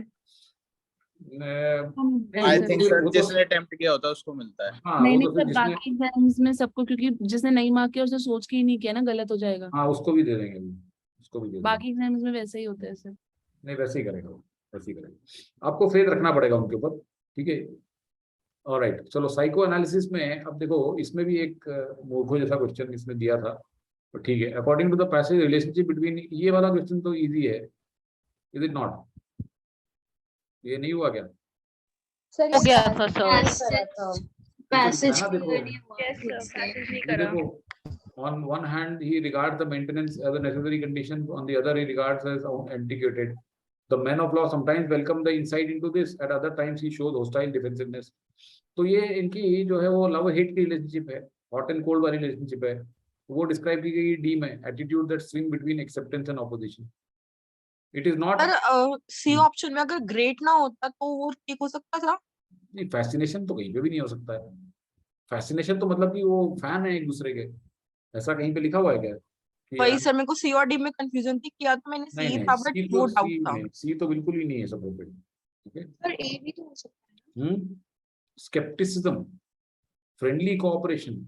स्केप्टिसिज्म तो ठीक है, but where is the friendly cooperation mentioned here? Friendly cooperation इसलिए कहाँ है? मैंने Acceptance, देखो, man of law sometimes welcomes the insights into human motivation. At others, lawyers show hostile defensiveness. So यहाँ पे इसमें ये कहाँ लिखा हुआ है कि फ्रेंडली कोऑपरेशन हो रहा है दोनों के बीच में, और ये बोल रहा है कि antiquated often criticizes it, right? Sometimes he regards as a necessary condition. तो इसमें ऐसा कहीं नहीं लिखा हुआ है कि skepticism to friendly cooperation. Okay, तो इसलिए ये answer D correct. Okay, if the paragraph, ये एक बड़ा उल्टा सीधा क्वेश्चन दे दिया इसने. If a paragraph was inserted between first and second, the main point of discussion of inserted paragraph would be, I don't know, मतलब मैं तो इस टाइप की सर ऐसे क्वेश्चन ये सेक्शनल्स में भी हैं. हाँ, तो वो बेकार क्वेश्चन है. सेक्शनल तो करना ही नहीं चाहिए, वो तो बिल्कुल ही यूजलेस है सेक्शनल करना तो. But anyway, the point is sectional कौन से कोचिंग के अच्छे रहते हैं? किसी के भी नहीं अच्छे. तो फिर से प्रैक्टिस कैसे करनी चाहिए? प्रैक्टिस कैसे करें? अरे यार, आप मतलब आप भगवान से पूछ रहे हो. सॉरी. मतलब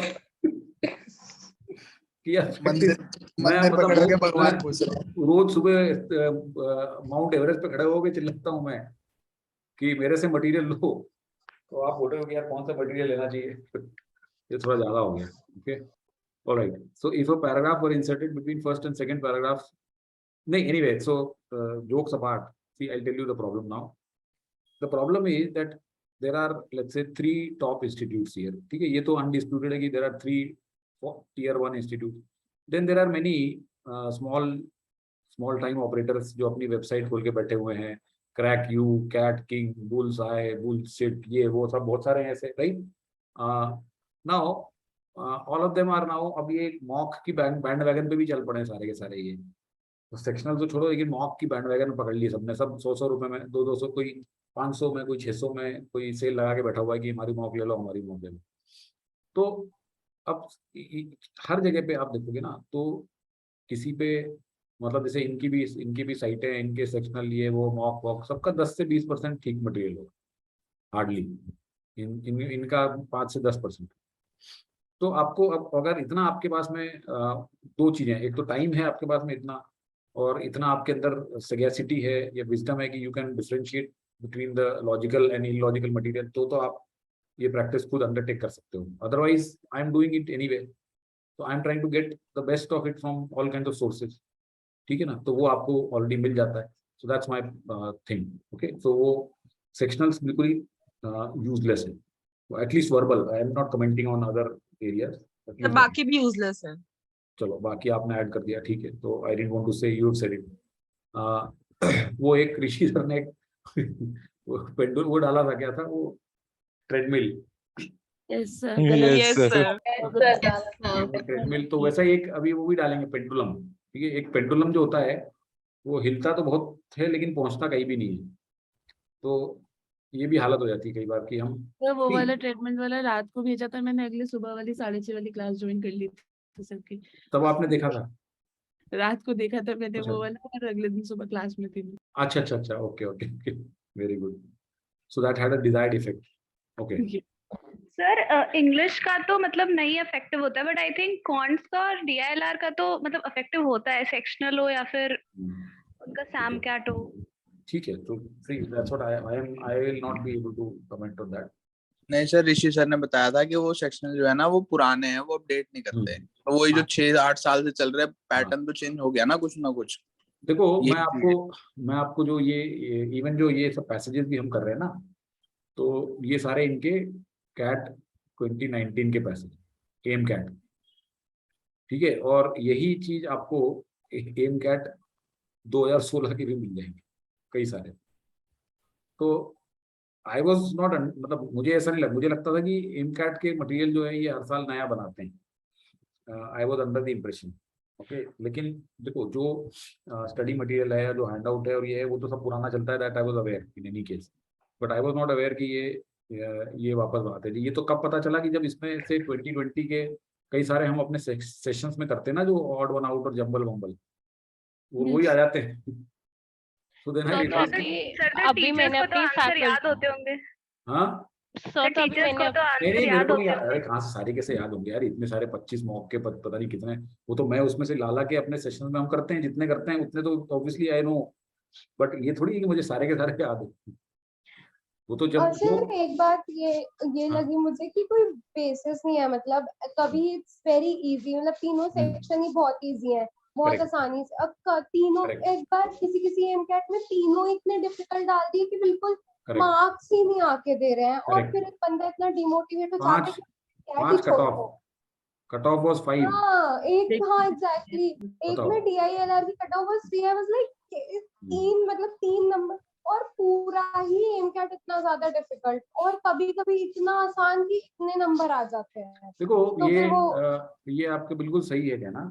जैसे हम तो जो हमारे BRC में कर रहे लोग अभी आजकल, उसमें कि बहुत ही केयरफुली मिक्स करना पड़ता है। जो एक ढंग का जो भी एग्जामिनर होगा ना, वो इजी क्वेश्चन भी देगा, मॉडरेट भी देगा, डिफिकल्ट भी देगा, और वो उसको मिक्स करके देगा, ठीक है। And there will be some kind of a logic behind that. ये नहीं कि एक जैसे तब बोला कि वो गुड़गुड़ पेटी में से किया, चलो 90 ये डालो, 88 डालो, क्या निकला 7 डालो, ऐसे करके करते हैं। किसी ने मतलब I doubt that they even review it. In fact, the same is true for even CL. CL is also another hopeless and horrible VRC.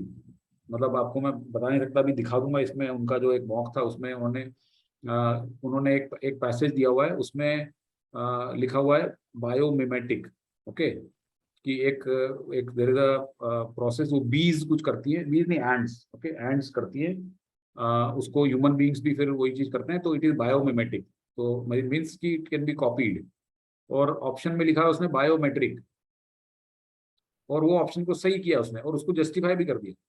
और बायोमिमेटिक और बायोमेट्रिक में कोई लेना देना नहीं। सर माइम करने के जस्टिफिकेशंस पढ़ोगे ना उनके आंसर्स के, इट विल बी लाइक ये एक मतलब एक लिटरली मेरे साथ ये हुआ है, उसमें लिखा है ये पैसेज में है, बट ये ज्यादा लिखा हुआ है पैसेज में। This was the explanation, this is the explanation, yes so ridiculous, this is the explanation कि उसमें मतलब 2 ऑप्शंस हैं, वो दोनों में मुझे कंफ्यूजन था, तो मैंने वो दूसरा वाला मार्क करा था। तो उसका जस्टिफिकेशन में क्या था कि ये पैसेज में है, बट जो हमारा आंसर है वो पैसेज में ज्यादा है। बताओ भला मेरी शर्ट सफेद है, टाइड उसके ऊपर लगा हुआ है, रिडिकुलस। चलो one more thing I would like to add कि क्वांट्स में जैसे सबको पता है अरिथमेटिक 50% है, बट ये जो अरिथमेटिक 4 क्वेश्चन आते हैं सर अरिथमेटिक 55 से 50 भी नहीं है। मैंने एक एवरेज निकाल के भेजा था आप लोगों को, 55 to 60% है, ओके। और इनकी जो मॉक्स पे उसमें 30% भी नहीं होती है। सर मतलब 4 क्वेश्चन थे बस इस बार। परसेंटेजेस प्रॉफिट लॉस हर साल आता है, और एमकैट्स में क्वेश्चन ही नहीं है।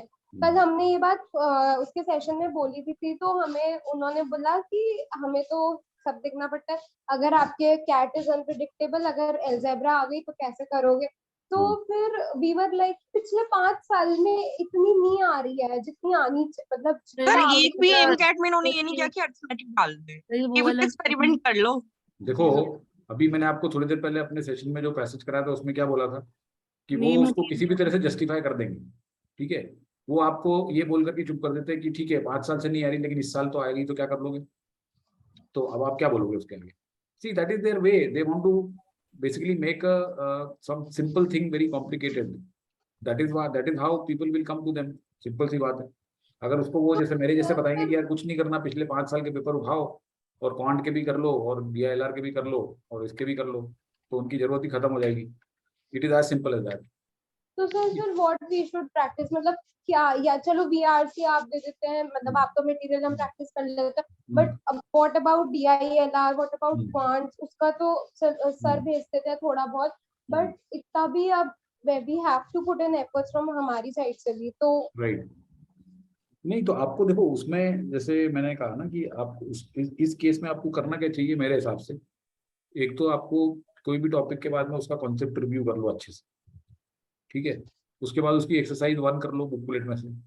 उसमें से कुछ कुछ जो वाहियात से क्वेश्चन दिखते हैं, आप समझो कि 2-4 क्वेश्चन होते हैं जो बहुत ही इलॉजिकल क्वेश्चन होते हैं, वो छोड़ दो। अदरवाइज ठीक है, तो दैट इज ओके, तो वो कर लो ज्यादा से ज्यादा। और बाकी पिछले साल के पेपर कर लो। और उसके अलावा आई मीन ठीक है, मतलब आई डोंट नो, अब सेक्शनल वगैरह भी जो है उसका इतना मैं नहीं कह सकता अभी क्वांट के, मैंने क्योंकि देखे नहीं है, but that should be good enough मेरे हिसाब से। तो आप अगर 5 साल के कोई वापस वापस करते रहोगे ना, तो उसमें से आपको हर बार 4 लर्निंग होएगी। नहीं, अगर 5 साल के पिछले अगर कितनी बार कर लिए, अगर वो भी कर लिए हो, तो आई वुड से कि अब वापस करो उसको। सी, जितनी बार आप पिछले सालों के पेपर करोगे ना, आपको उतनी इंसाइट मिलेगी उन एग्जामिनर्स के बारे में, उतनी ज्यादा आप डेप्थ में घुसोगे। जैसे अभी हम अपने उसमें सेशन में हम कैट के करेंगे, अपने वर्बल के करेंगे ना, तो देखना आप, मतलब you will clearly, I point out the difference कि अब आप एक अगर मॉक को एक आइडियल मानते हो यहाँ पे, और एक इसको रख के देखो कि दोनों के अंदर कितना फर्क है। मतलब एक सर एक्चुअली ये हो रहा था, मतलब कैट इनके मॉक्स में बिल्कुल नंबर नहीं आ रहे थे DILR में, but when I solve past years paper, तो वो सारे मतलब एक दो सेट होते हैं जो, वो तो हमें भी बोला जाता है कि वो छोड़ने वाले सेट होते हैं, तो उनके अलावा ऐसा कुछ नहीं लगा कि यार ये तो सॉल्व भी नहीं हो सकता, या ये तो पता नहीं होगा, या इसी पे अप्रोच ही नहीं पता, ऐसा कभी नहीं लगा पुराने पेपर्स देखकर। बिल्कुल। और आपको एक और बात बता दूं कि DILR में जो भी क्वेश्चन पिछले 5 साल में आए हैं, उसमें एक में भी कोई थ्योरी यूज नहीं हुई है कि कोई आपको बहुत महान कोई किसी ने क्यूब की थ्योरी यूज कर दी हो, या कोई गेम्स एंड टूर्नामेंट का कोई फंडा लगा दिया हो उसमें। ठीक है, गेम्स एंड टूर्नामेंट का बेसिक आपको पता होना चाहिए कि क्या कैसे कैसे ऑर्गेनाइज हो सकते हैं टूर्नामेंट्स, और उसमें किस किस तरीके से आगे बढ़ते हैं, पॉइंट्स कैसे मिलते हैं, लीग क्या था, बस वो पता होना चाहिए आपको। ये थोड़ी है कि उसमें वो जो उसमें 2 आदमी कॉइन बैठ के ये टॉस कर रहा है या एक ये वाला सिक्का उछाल रहा है, वो सब कुछ नहीं आता है। जो भी आते हैं सब बहुत लॉजिकल पजल बेस्ड क्वेश्चन आते हैं उसमें, जो कि जिसके लिए कोई थ्योरी की जरूरत नहीं, कोई अरेंजमेंट और ये अरेंजमेंट वो अरेंजमेंट और ये सब कुछ नहीं करना आपको। आप तो पिछले 5 साल के कर लो, and I mean you be in a much better condition. बाकी जो ऋषि सर दे ही रहे उसमें चैनल पे डालते हैं, वो करते रहो। ठीक है, चलो anyway, I think we have digressed a lot from our this thing main area. तो इसमें अब ये कह रहा है कि फर्स्ट और सेकंड पैराग्राफ के बीच में क्या आएंगे, क्या आएगा, ये मैंने क्वेश्चन छोड़ दिया था उस टाइम पे, ठीक है, मेरे दिमाग में नहीं घुस रहा था, क्योंकि I didn't want to extrapolate something, तो इसलिए मैंने तो छोड़ दिया था। देन आई फाउंड दैट इसने इसमें ये वाला मार्क कर रखा है, introduction to understanding of criminal behaviour through the lens of law. अब ये क्यों कर रखा है मैं इसके उसमें नहीं घुस रहा हूँ, क्योंकि मैंने कुछ बहुत ज्यादा एनालाइज नहीं किया है। मेरे हिसाब से ऐसा कोई क्वेश्चन बनता नहीं है कि बीच में क्या एंड में होता है। देखो ये जरूर क्वेश्चन बनते हैं कि what can be a further area of study after the last paragraph, ठीक है। या फिर ये भी, जैसे हमने अभी एक क्वेश्चन किया था कि इसके बाद क्या आएगा, तो 2 मेथड बताए थे, तो थर्ड मेथड, तो वो लॉजिकल है। लेकिन ये इस तरह से कि भाई 2 पैराग्राफ के बीच में तीसरा कौन सा मेन वो आएगा, ये थोड़ा सा मुझे इलॉजिकल क्वेश्चन लगता है। ठीक है, तो अगर आपने ये लगाया है और सही है तो दैट्स वेरी गुड, और नहीं लगाया तो ठीक है, कोई बात नहीं, इसको ज्यादा डिस्कस मैं तो नहीं कर सकता, because I don't subscribe to these kind of questions. All right. With which of the following statements is the author of the passage least likely to agree? ये किया? तो टॉमी क्या होता है? Yes. तो सॉरी, इसमें integration of psychoanalysis and jurisprudence is not close at hand, but they will both together adequately explain criminality. तो ऐसा वो कहीं पे दे रहा है क्या सेंस हमें कि ये दोनों कहीं ना कहीं जाके कन्वर्ट हो जाएंगे, ऐसा लग रहा है क्या? How lawyers have balked at any such working arrangement with psychiatrist. तो साइकियाट्रिस्ट प्रपोज कर रहे हैं कि working arrangement is possible between lawyer and analyst, however lawyers have balked at such working arrangement. That means कि lawyer जो है और वो अपने आप को अलग रखना चाहता है, he doesn't want to mix up with psychiatrist, और जजेस भी जो है वो साइकियाट्रिस्ट की लीड को फॉलो नहीं करते हैं, right. So therefore we can say that इससे ऑथर एग्री नहीं होगा ये वाले से। बाकी के देख लेते हैं। Professional and situational criminals are more और less deterred by threat of punishment, ये तो दिखा हुआ है उसमें। This is given over there कि ये जो प्रोफेशनल और सिचुएशनल वाले होते हैं जिनके अंदर सुपर ईगो होता है, तो ये डेटर हो जाते हैं थ्रेट ऑफ पनिशमेंट से, ठीक है। तो ये नहीं है। They recommend that law should not hold criminally responsible a person suffering from, ये तो बताया हुआ है कि साइकोलॉजिस्ट रेकमेंड करते हैं कि जो लोग इमोशनल डिसऑर्डर से सफर कर रहे हैं, they should not be held responsible. Dichotomy between tradition revolves around the disagreement on this, ये भी दिया हुआ है। ओके, तो इसलिए ये इसमें करेक्ट आंसर। डिफिकल्ट क्वेश्चन है, नो डाउट। प्राइमरी पर्पस, ये ठीक है, ये हो जाना चाहिए। बताइए, दिस वाज ओके, किया? Yes, sir. B. B. Contrast two traditions that analyze criminal behavior. So this is the correct answer. All right. तो इसमें कितने लोगों ने किया और कितने सही किए ये वाले पैसेज में? So 3 out of 4. Sir, दो इस सही। 7th वाला गलत हो गया। 7th वाला गलत हो गया। ओके, 7th वाला फिर से एक्सप्लेन कर सकते हैं? 6th वाला तो बेकार ही था, यानी कि 7th इसमें देखो 2 भी कर लिए तो ठीक है, अगर आपने 2 हाथ मार लिए ना इसमें तो ठीक है। सो सर समटाइम्स एक ही अटेम्प्ट किया था और एक ही सही था। सर कैट के अकॉर्डिंग ये पैसेज था क्या? कैट के अकॉर्डिंग ये पैसेज था क्या? हाँ, पैसेज को आप कह सकते हो कि कैट के अकॉर्डिंग था, ऐसे आ जाते हैं साइको एनालिसिस के। एक तो अनकॉन्शियस कॉन्शियस वाला आया था इस साल। Okay, if you look at 2021 तो उसमें एक सब कॉन्शियस और कॉन्शियस वाला आया था। तो उसमें हाउ दैट सब conscious has become a very commonly used term now to describe many situations and how different people in different professions have latched on to it. तो इस तरह से करके एक आया था इस बार। तो अगर आप इसका कंटेंट देखो, 2 चीजें होती है पैसेज में, एक चीज ध्यान रखना, एक होता है ये कंटेंट, ठीक है। इसके कंटेंट को लाने में वो टाइम हो कि सीएल हो कि आईएमएस हो, उसका कुछ भी नहीं है, क्योंकि ये इन्होंने नहीं लिखा है, इन्होंने ये कहीं से उठा के ले आए। तो इसकी जो कंटेंट होगा और इसकी राइटिंग होगी वो एब्सोल्युटली वो तो अच्छी होगी। हाँ, ये कई बार इसमें होशियारी कर देते हैं। अब जैसे इसमें ये कह रहा है कि बीच में कौन सा पैराग्राफ आएगा, अब हो सकता है कि ये जान करके जहाँ से ये लेके आया, let me check, I will check after the session में भी, कि ये इसके बीच में से एक पैराग्राफ इसने गायब कर दिया और वही उसने क्वेश्चन बना दिया। तो ऐसी गिरी हुई हरकत भी कर सकता है। ओके, लेकिन वो नहीं करेगा ऐसा, मतलब ऐसा नहीं करेगा टाइप कैट वाला। Actually that's what I strongly feel. इन्होंने हो सकता है ऐसी हरकत की हो कि ये बीच में से एक पैराग्राफ ही गायब कर दिया हो और उसके बाद में पूछ लिया हो कि बीच में क्या है, ठीक है। तो now my point of view has been that अगर कोई पैसेज डिफिकल्ट टू रीड है तो क्वेश्चन जो उसके बनेंगे वो डिफिकल्ट नहीं बनेंगे जनरली, बिकॉज उसके एक तो फर्स्ट ऑफ ऑल ये एक एक्सर्प्ट है, ये कोई पूरा पैसेज तो है नहीं जहाँ से आर्टिकल तो है नहीं। तो अंडरस्टैंडिंग आपकी एक लिमिटेड ही हो सकती है, चाहे उसमें कोई कितना ही अच्छा आदमी अंग्रेज ना आ जाए इसमें तो भी। तो कितना डिफिकल्ट हो, जिसने ये बनाया है उसको खुद को ही कितना आता है जी, जिसने ये बनाया है ना question, the person also reveals how much ही और शी नोज एंड अंडरस्टैंड्स। जिस तरीके क्वेश्चन वो देता है, जिस तरीके ऑप्शन वो क्रिएट करता है, तो काफी कुछ वो अपने बारे में रिवील करता है। ओके, और उसकी भी बहुत लिमिटेशंस हैं। तो कई बार हम क्या करते हैं, देखो आप लोग अपने लेवल पे वो शायद कभी कभी अप्रिशिएट ना करो बात को, आप लोग वो पर्सनली ले लेते हो। अगर कोई चीज गलत हो जाती है तो आप सोचते हो कि यार हमारे में गलती है, तो ऐसा करना भी बंद कर दो, क्योंकि many times that both thing is illogical. Okay, जैसे वो हमने देखा कि 2 क्वेश्चन में वो दोनों क्वेश्चन ही इलॉजिकल, तो ऐसा भी होता है। Okay, that's why don't take 100% responsibility and feel very depressed और डिस्पॉन्डेंट, ये नहीं हुआ अच्छा है, ऐसा भी हुआ, ये होगा ठीक है। सर वो जो कॉफी वाला था ना, उसमें 11th और 12th में कंफ्यूजन लगा तो मैंने वो छोड़ दिया, पहले तो सही हो गए थे। कॉफी में 11th और 12th अच्छा, में। कॉफी पे आ जाते, चलो ठीक है, कॉफी पे आते हैं। कॉफी में बताइए, ये तो इजी है, ये दोनों सही हो गए थे सर, राइट। ये किसी का गलत तो नहीं हुआ, ये तो आई होप सभी का सही हो गया होगा।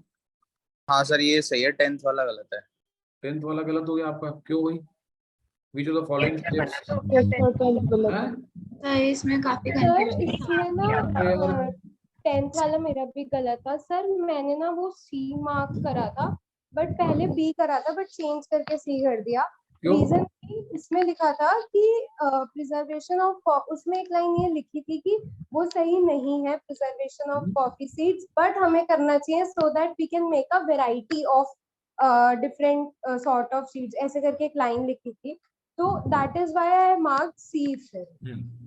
Sir, I also marked C. अरे ऐसा क्यों कर दिया आप लोगों ने? एक मिनट देखता हूँ मैं इसको। एक्सटिंक्शन ऑफ कॉफी, ठीक है, तो coffee requires a forest habitat for its survival, which forest so much deforestation they are being impacted, तो ये तो नहीं है आंसर, ठीक है ना? Okay, preservation of coffee seeds. अब प्रिजर्वेशन ऑफ कॉफी सीड्स की बात इसने कहाँ पे लिखी है? But even the less common types of coffee are vital. Preserving a diverse crop of wild coffee plants is useful for developing commercial coffee. ये तो डाइवर्स कॉफी प्लांट है, सीड तो प्रिजर्व हो ही नहीं सकते, सॉरी इसमें लिखा हुआ था कहीं पे कि सीड प्रिजर्व हो ही नहीं सकते हैं, ऐसा कहीं लिखा हुआ है ना? सर लिखा होता है इसमें कि मुश्किल होते हैं वो प्रिजर्व करना है, ऐसा कुछ। बहुत एक्सपेंसिव पड़ता है सर इसके next बाद line में वाली लिखा लाइन हुआ में है। ही लिखा हुआ है जो आपने अंडरलाइन करा ना, ये इसके लिखा बाद ही लिखा है to create genetically modified It is more plants. difficult and more expensive to keep coffee seeds alive in storage banks. तो ये आपका वो कर दिया ना कि so focusing on saving coffee is natural environment is the key. तो इससे ये बी तो हो गया ना आंसर फिर? This is not the answer, right? Yes sir. This hasn't been recommended. अच्छा, growing climate change resistant, तो ये लिखा हुआ है यहाँ पे। Preserving a diverse crop is useful for developing commercial coffee that resistant to climate change and pests. ये तो लिखा हुआ है इसने, तो इसलिए ये सी आंसर नहीं है। ओके, डी में प्रोटेक्शन ऑफ नेचुरल हैबिटेट तो है ही है, तो इसलिए बी आंसर है। अच्छा, नाइन्थ कोई पूछ रहे हैं कि भाई ये नाइन्थ में कैसे डायरेक्टली अफेक्ट एक्सटिंक्शन, तो ये लिखा हुआ ना कि एक्सटिंक्शन से क्या हो जाएगा, ये जो कॉफी के ये जो है कहाँ गया? कंट्री लॉस में आ जाएगी जो उन्होंने कंट्री कुछ मेंशन कहाँ पे लिखा हुआ है वो, बताना जरा। ये लिखा हुआ है, ये लिखा हुआ है, studies findings are not just for coffee drinkers, many countries will depend on coffee for bulk of their export earnings, ठीक है? तो ये कॉफी जो है वो सिर्फ कॉफी ड्रिंकर्स के लिए नहीं है, जो लोग बेचारे वहाँ पे उसकी एक्सपोर्ट अर्निंग्स पे डिपेंड करते हैं उनके लिए भी तो बहुत इंपॉर्टेंट है। तो अगर कॉफी नहीं रही तो उनका क्या होगा? Okay, it may directly effect this. Okay sir, A 10th में ए डिफॉरेस्टेशन क्यों कैसे बोल सकते हैं, क्योंकि डायरेक्ट तो ऐसा कहीं दिया नहीं है ना। अरे अरे अरे अरे अरे ये क्या है, ये पढ़ो। With so much deforestation going around, wild coffee plants are being impacted at an alarming rate. Impact हो रहे हैं सर, बट डिफॉरेस्टेशन का प्रिवेंशन के लिए तो बात नहीं बोली ना। नहीं तो अरे तो अगर मैं ये कह रहा हूँ कि एक्स करने से वो एक्सटिंक्ट हो रहे हैं, तो उसको बचाने के लिए क्या करना पड़ेगा? एक्स नहीं करेंगे हम, राइट? ये तो वहीं से है ना। ये क्या क्वेश्चन है? Hasn't been recommended to lower the risk of. हाँ सर मुझे पता है इसने मार्क ए क्यों मार्क किया, मैंने भी ये किया, मैंने वो हैजंट नहीं पढ़ा, मैंने वो हैज पढ़ लिया। अगर और वो जो लाइन है ना वो जो आपने सबसे पहले मार्क करी थी ना, जो आपने सबसे पहले अंडरलाइन करी थी जो आप बता रहे थे जिसमें आंसर है, वो वाली लाइन से हैज अगर होगा तो आंसर वो आएगा। हाँ तो लेकिन रिकमेंड तो किया नहीं ना डिफॉरेस्टेशन। हाँ वो हैजंट है ना, वो इसलिए मैं कह रहा हूँ, इसलिए वो गलत हो गया। वो अगर हैज होता तो ए आंसर होता वो। अरे तो एक मिनट, हैज में तो फिर सारे ही हो जाते ना, ये भी तो हो जाता, ये भी हो जाता। हाँ सब हो जाते, 3 हो जाते हैं, ये नहीं होता, राइट? Yes sir. ठीक है, चलो। Even less common types of coffee are vital because, ये तो बहुत इजी है, ये तो बहुत इजी है।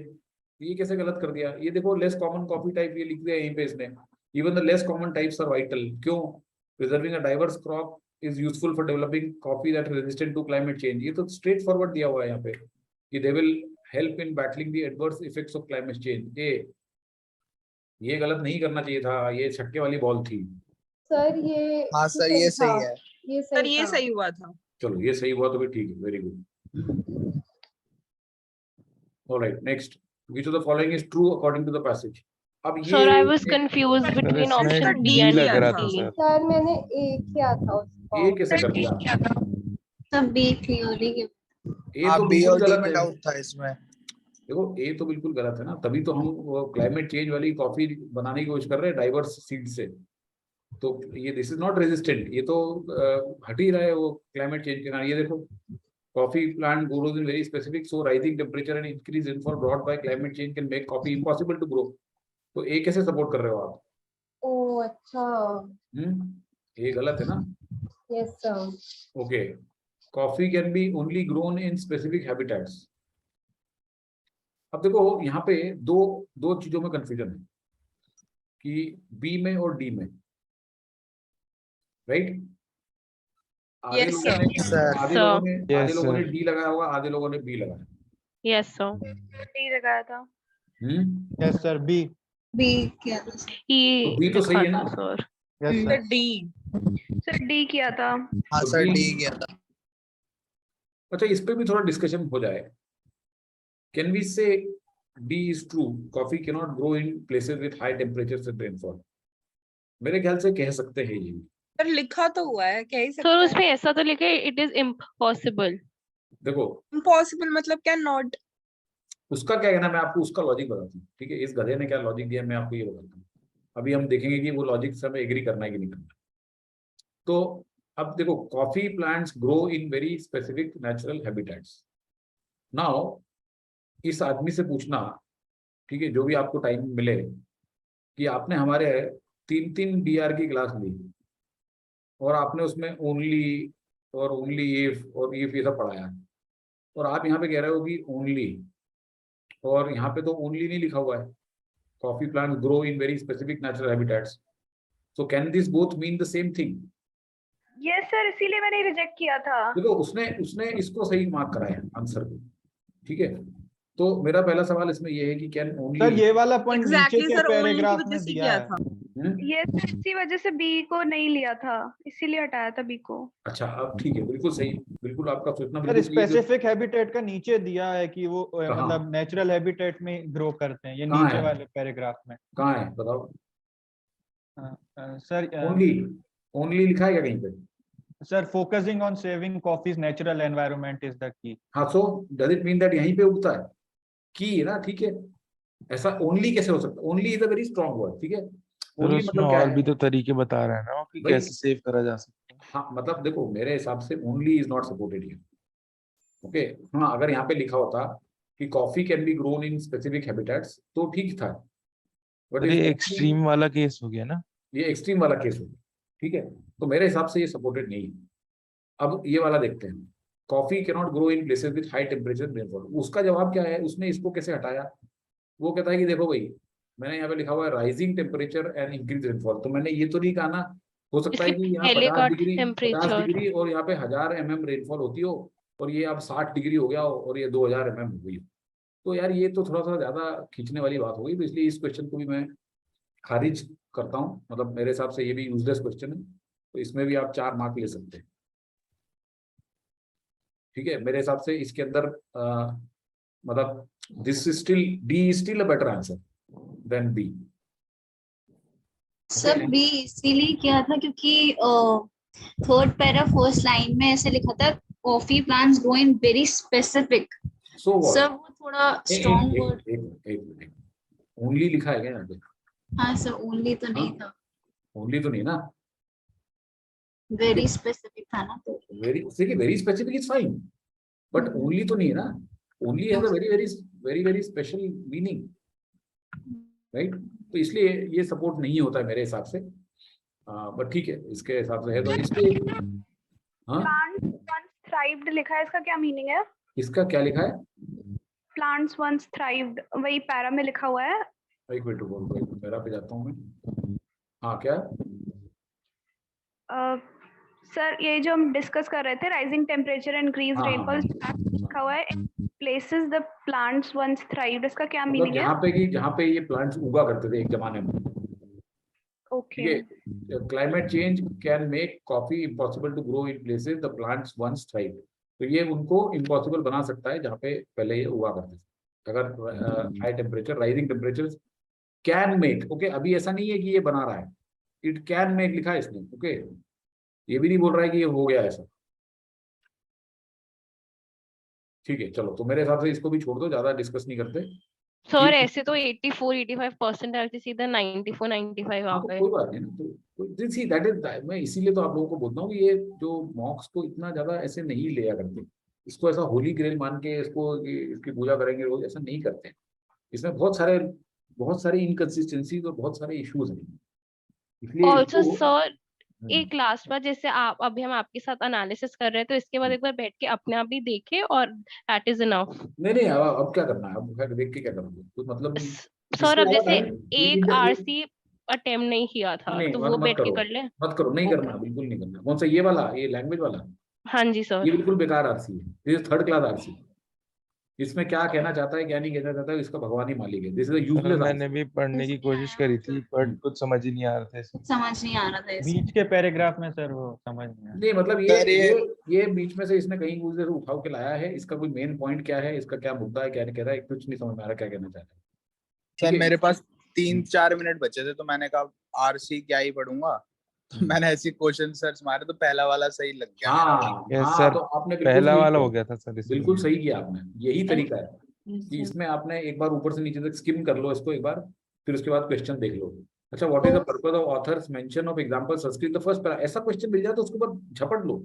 अच्छा हाँ फर्स्ट सर, यही देख के क्या क्या पैसेज पूरा नहीं पढ़ना, अब एक पैराग्राफ पढ़ना है। हाँ तो ये ये देखो, पैराग्राफ पढ़ा तो दिमाग लगाया तो एक टिक कर दिया, सही हो गया वो। बिल्कुल सही, that is exactly correct way to do it. देखो, Latin, Sanskrit, Greek, philology, theory, why Sanskrit, in Sanskrit the word three is cognate. Okay, cognate दिख गया आपको, चलो कहाँ है भाई कोग्नेट यहाँ पे, to propose a possible theory for Sanskrit sharing many cognates with, ले हो गया। तो बिल्कुल इन्होंने ठीक किया, और मैं भी यही रेकमेंड करता हूँ, अगर आपके पास टाइम नहीं है और इस तरह से आपको एक पैसेज दिख रहा है और उसमें आपको ऐसा क्वेश्चन दिख गया, first para, second para, last para, तो उसको फट से पकड़ लो और वहीं तक पढ़ लो। Which of the following which strengthen the view? Sir ये आपने ही बताया था किसी क्लास में। क्या चीज?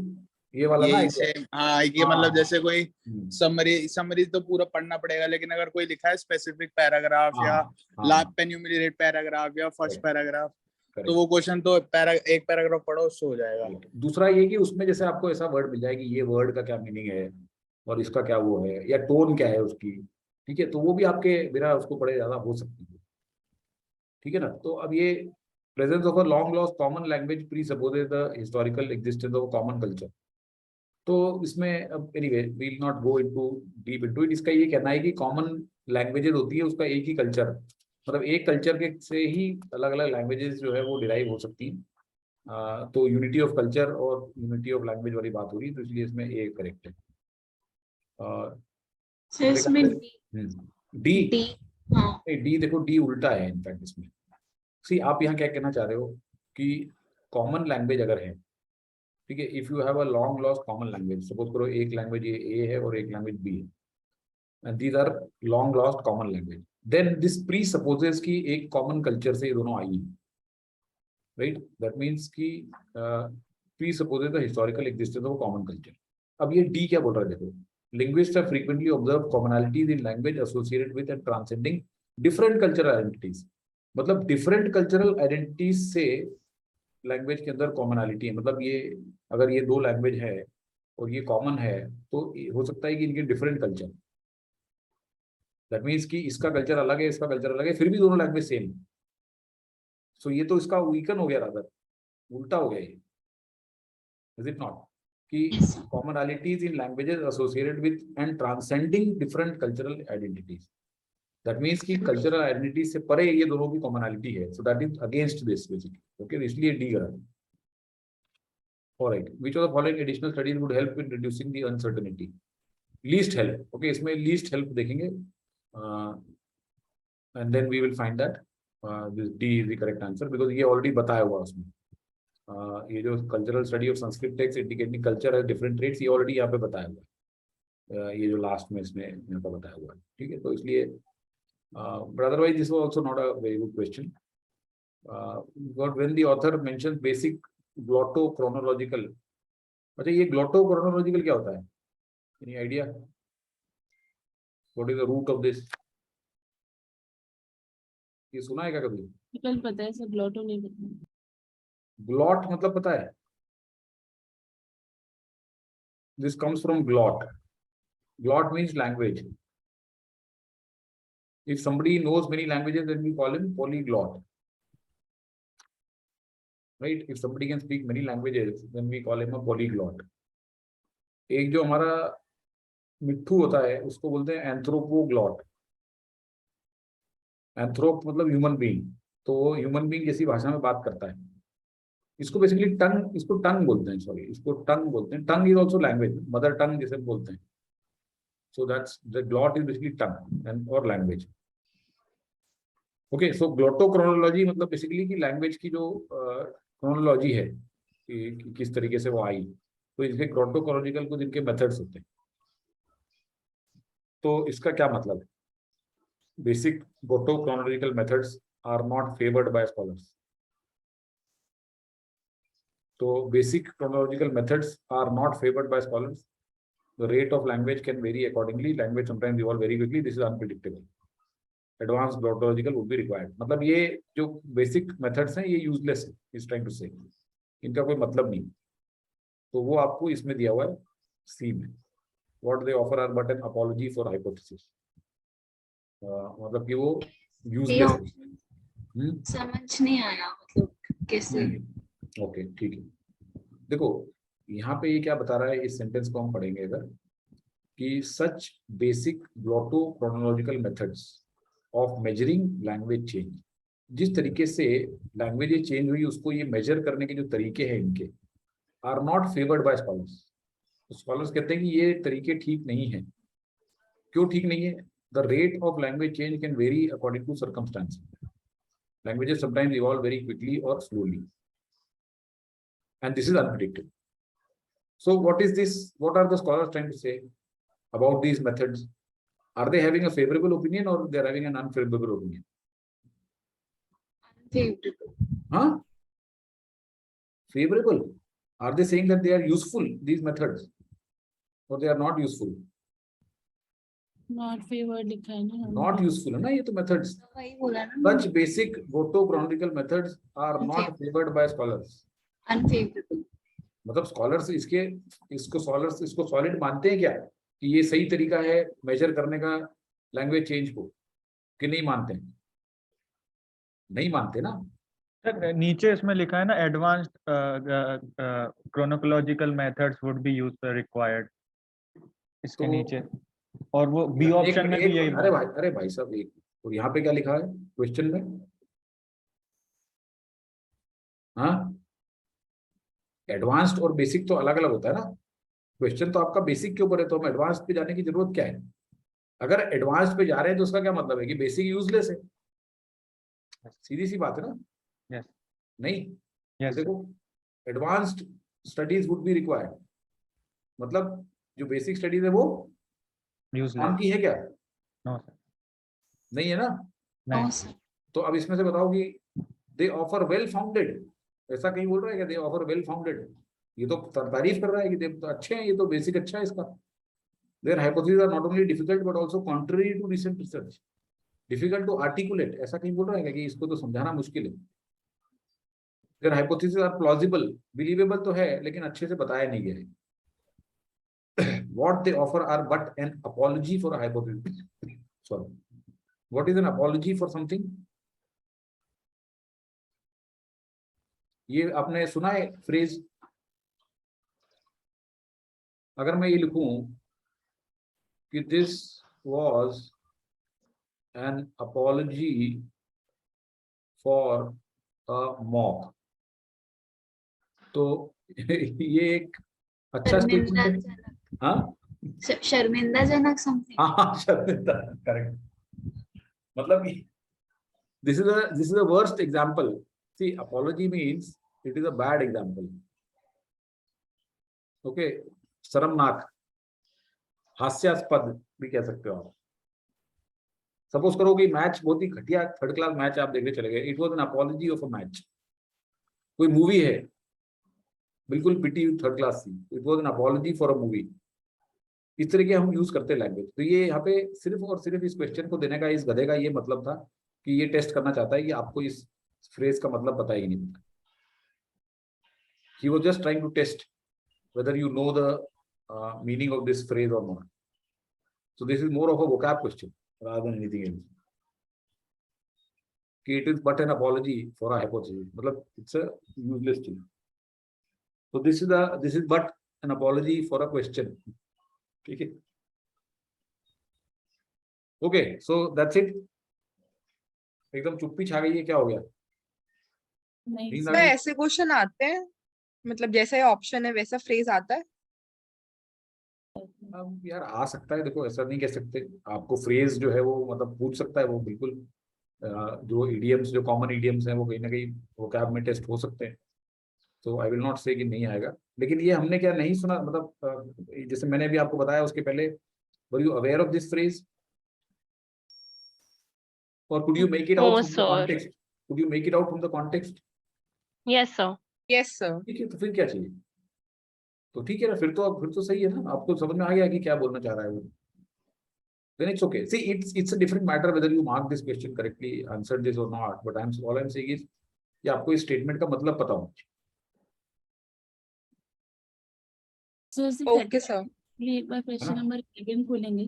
कौन सा? क्वेश्चन नंबर 11 बहुत 11? easy था, हाँ बट गलत हो हाँ। गया। इसमें दो चीजें आ गई कि एक तो ये उन्होंने बताया था कि एक्सटिंक्ट हो जाएगी और दूसरा क्लाइमेट चेंज के लिए भी डाइवर्स क्रॉप्स करने हैं, तो वो दूसरे वाले से कंफ्यूज हो गई थी मैं, इसलिए मैंने कोई आंसर ही नहीं लगाया इसमें।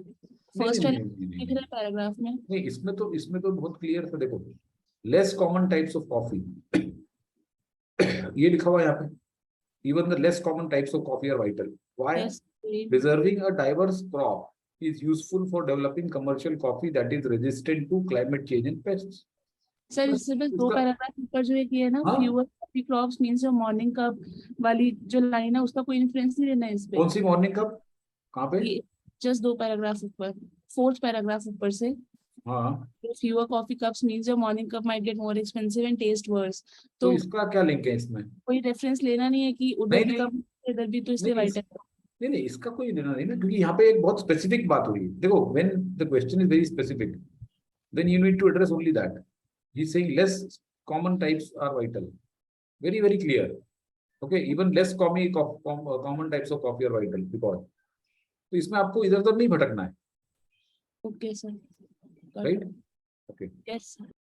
Sir, so if we miss any of the questions during the AIMCAT, should we attempt it afterwards? हाँ, you should, but अब देखो ये जो मैं रिव्यू कर लेता हूँ उसके बाद में करने का कोई फायदा है ही नहीं, हो गया ना वो तो सब ऑलरेडी। दिस इज अच्छा, तो मतलब आपने जितना करवा दिया वो इनफ है। और क्या, इससे ज्यादा कुछ करने की जरूरत नहीं, ठीक है? Okay sir. चलो, all right. Any other questions in general और anything before we wind up? किसी और को कोई? ठीक है, I hope the session was useful and sir most of you tomorrow. हाँ, बोलिए सर। अब जैसे 3 पैसेज करने हैं तो ऐसे 9 और 8 टाइम अलॉट करना पड़ेगा, 25-26 मिनट्स को। हाँ, ऐसे करो। तो मतलब 9 मिनट्स हो गए तो उस पैसेज को पूरा छोड़ दो, चाहे वो हुआ है नहीं हो, तो अगले पे मूव हो जाओ। हाँ, मतलब उसमें भी आप डिवाइड नहीं, वो 9 को भी डिवाइड करो ना आप। ये 4 मिनट 5 मिनट से ज्यादा नहीं पढ़ेंगे उस पर, ठीक है? और 4 से 5 मिनट फिर हम क्वेश्चन करेंगे, मतलब जो भी है। तो उसमें फिर जितने भी होते हैं वो करो, और नहीं तो छोड़ो। ये इस तरीके से डिवाइड करो। डोंट कि 9 मिनट दिए तो 7 मिनट पढ़ने में लगा दिए, वो नहीं करना है। दैट इज द वेस्ट, क्योंकि फिर 2 मिनट में कितने क्वेश्चन कर लोगे, तो वेस्ट हो गया, राइट? तो ये भी मॉनिटर करना है कि रीडिंग कितने देर करनी है उसकी। Okay sir. जैसे हम क्लास करते हैं ना अपने सेशन में, ठीक है ना? सर, आई ऑल्सो थिंक कि ईए में हल्का स्ट्रिक्ट होना होगा, मतलब आई गेट वेरी लीनियंट अगर ईए में even I spend more time. बहुत रिजिड होना पड़ेगा। ओके, 9th क्वेश्चन पूछ रहे हैं एक्सटिंक्शन ऑफ कॉफी स्पीशीज में डायरेक्टली इफेक्ट। तो ये तो हमने देख लिया था कि कॉफी इफेक्ट यहाँ पे आया था कि कॉफी ड्रिंकर्स ही नहीं, जो काफी सारी कंट्रीज हैं जो कॉफी पे डिपेंड करती है एक्सपोर्ट अर्निंग्स के लिए, तो इसलिए जरूरी है।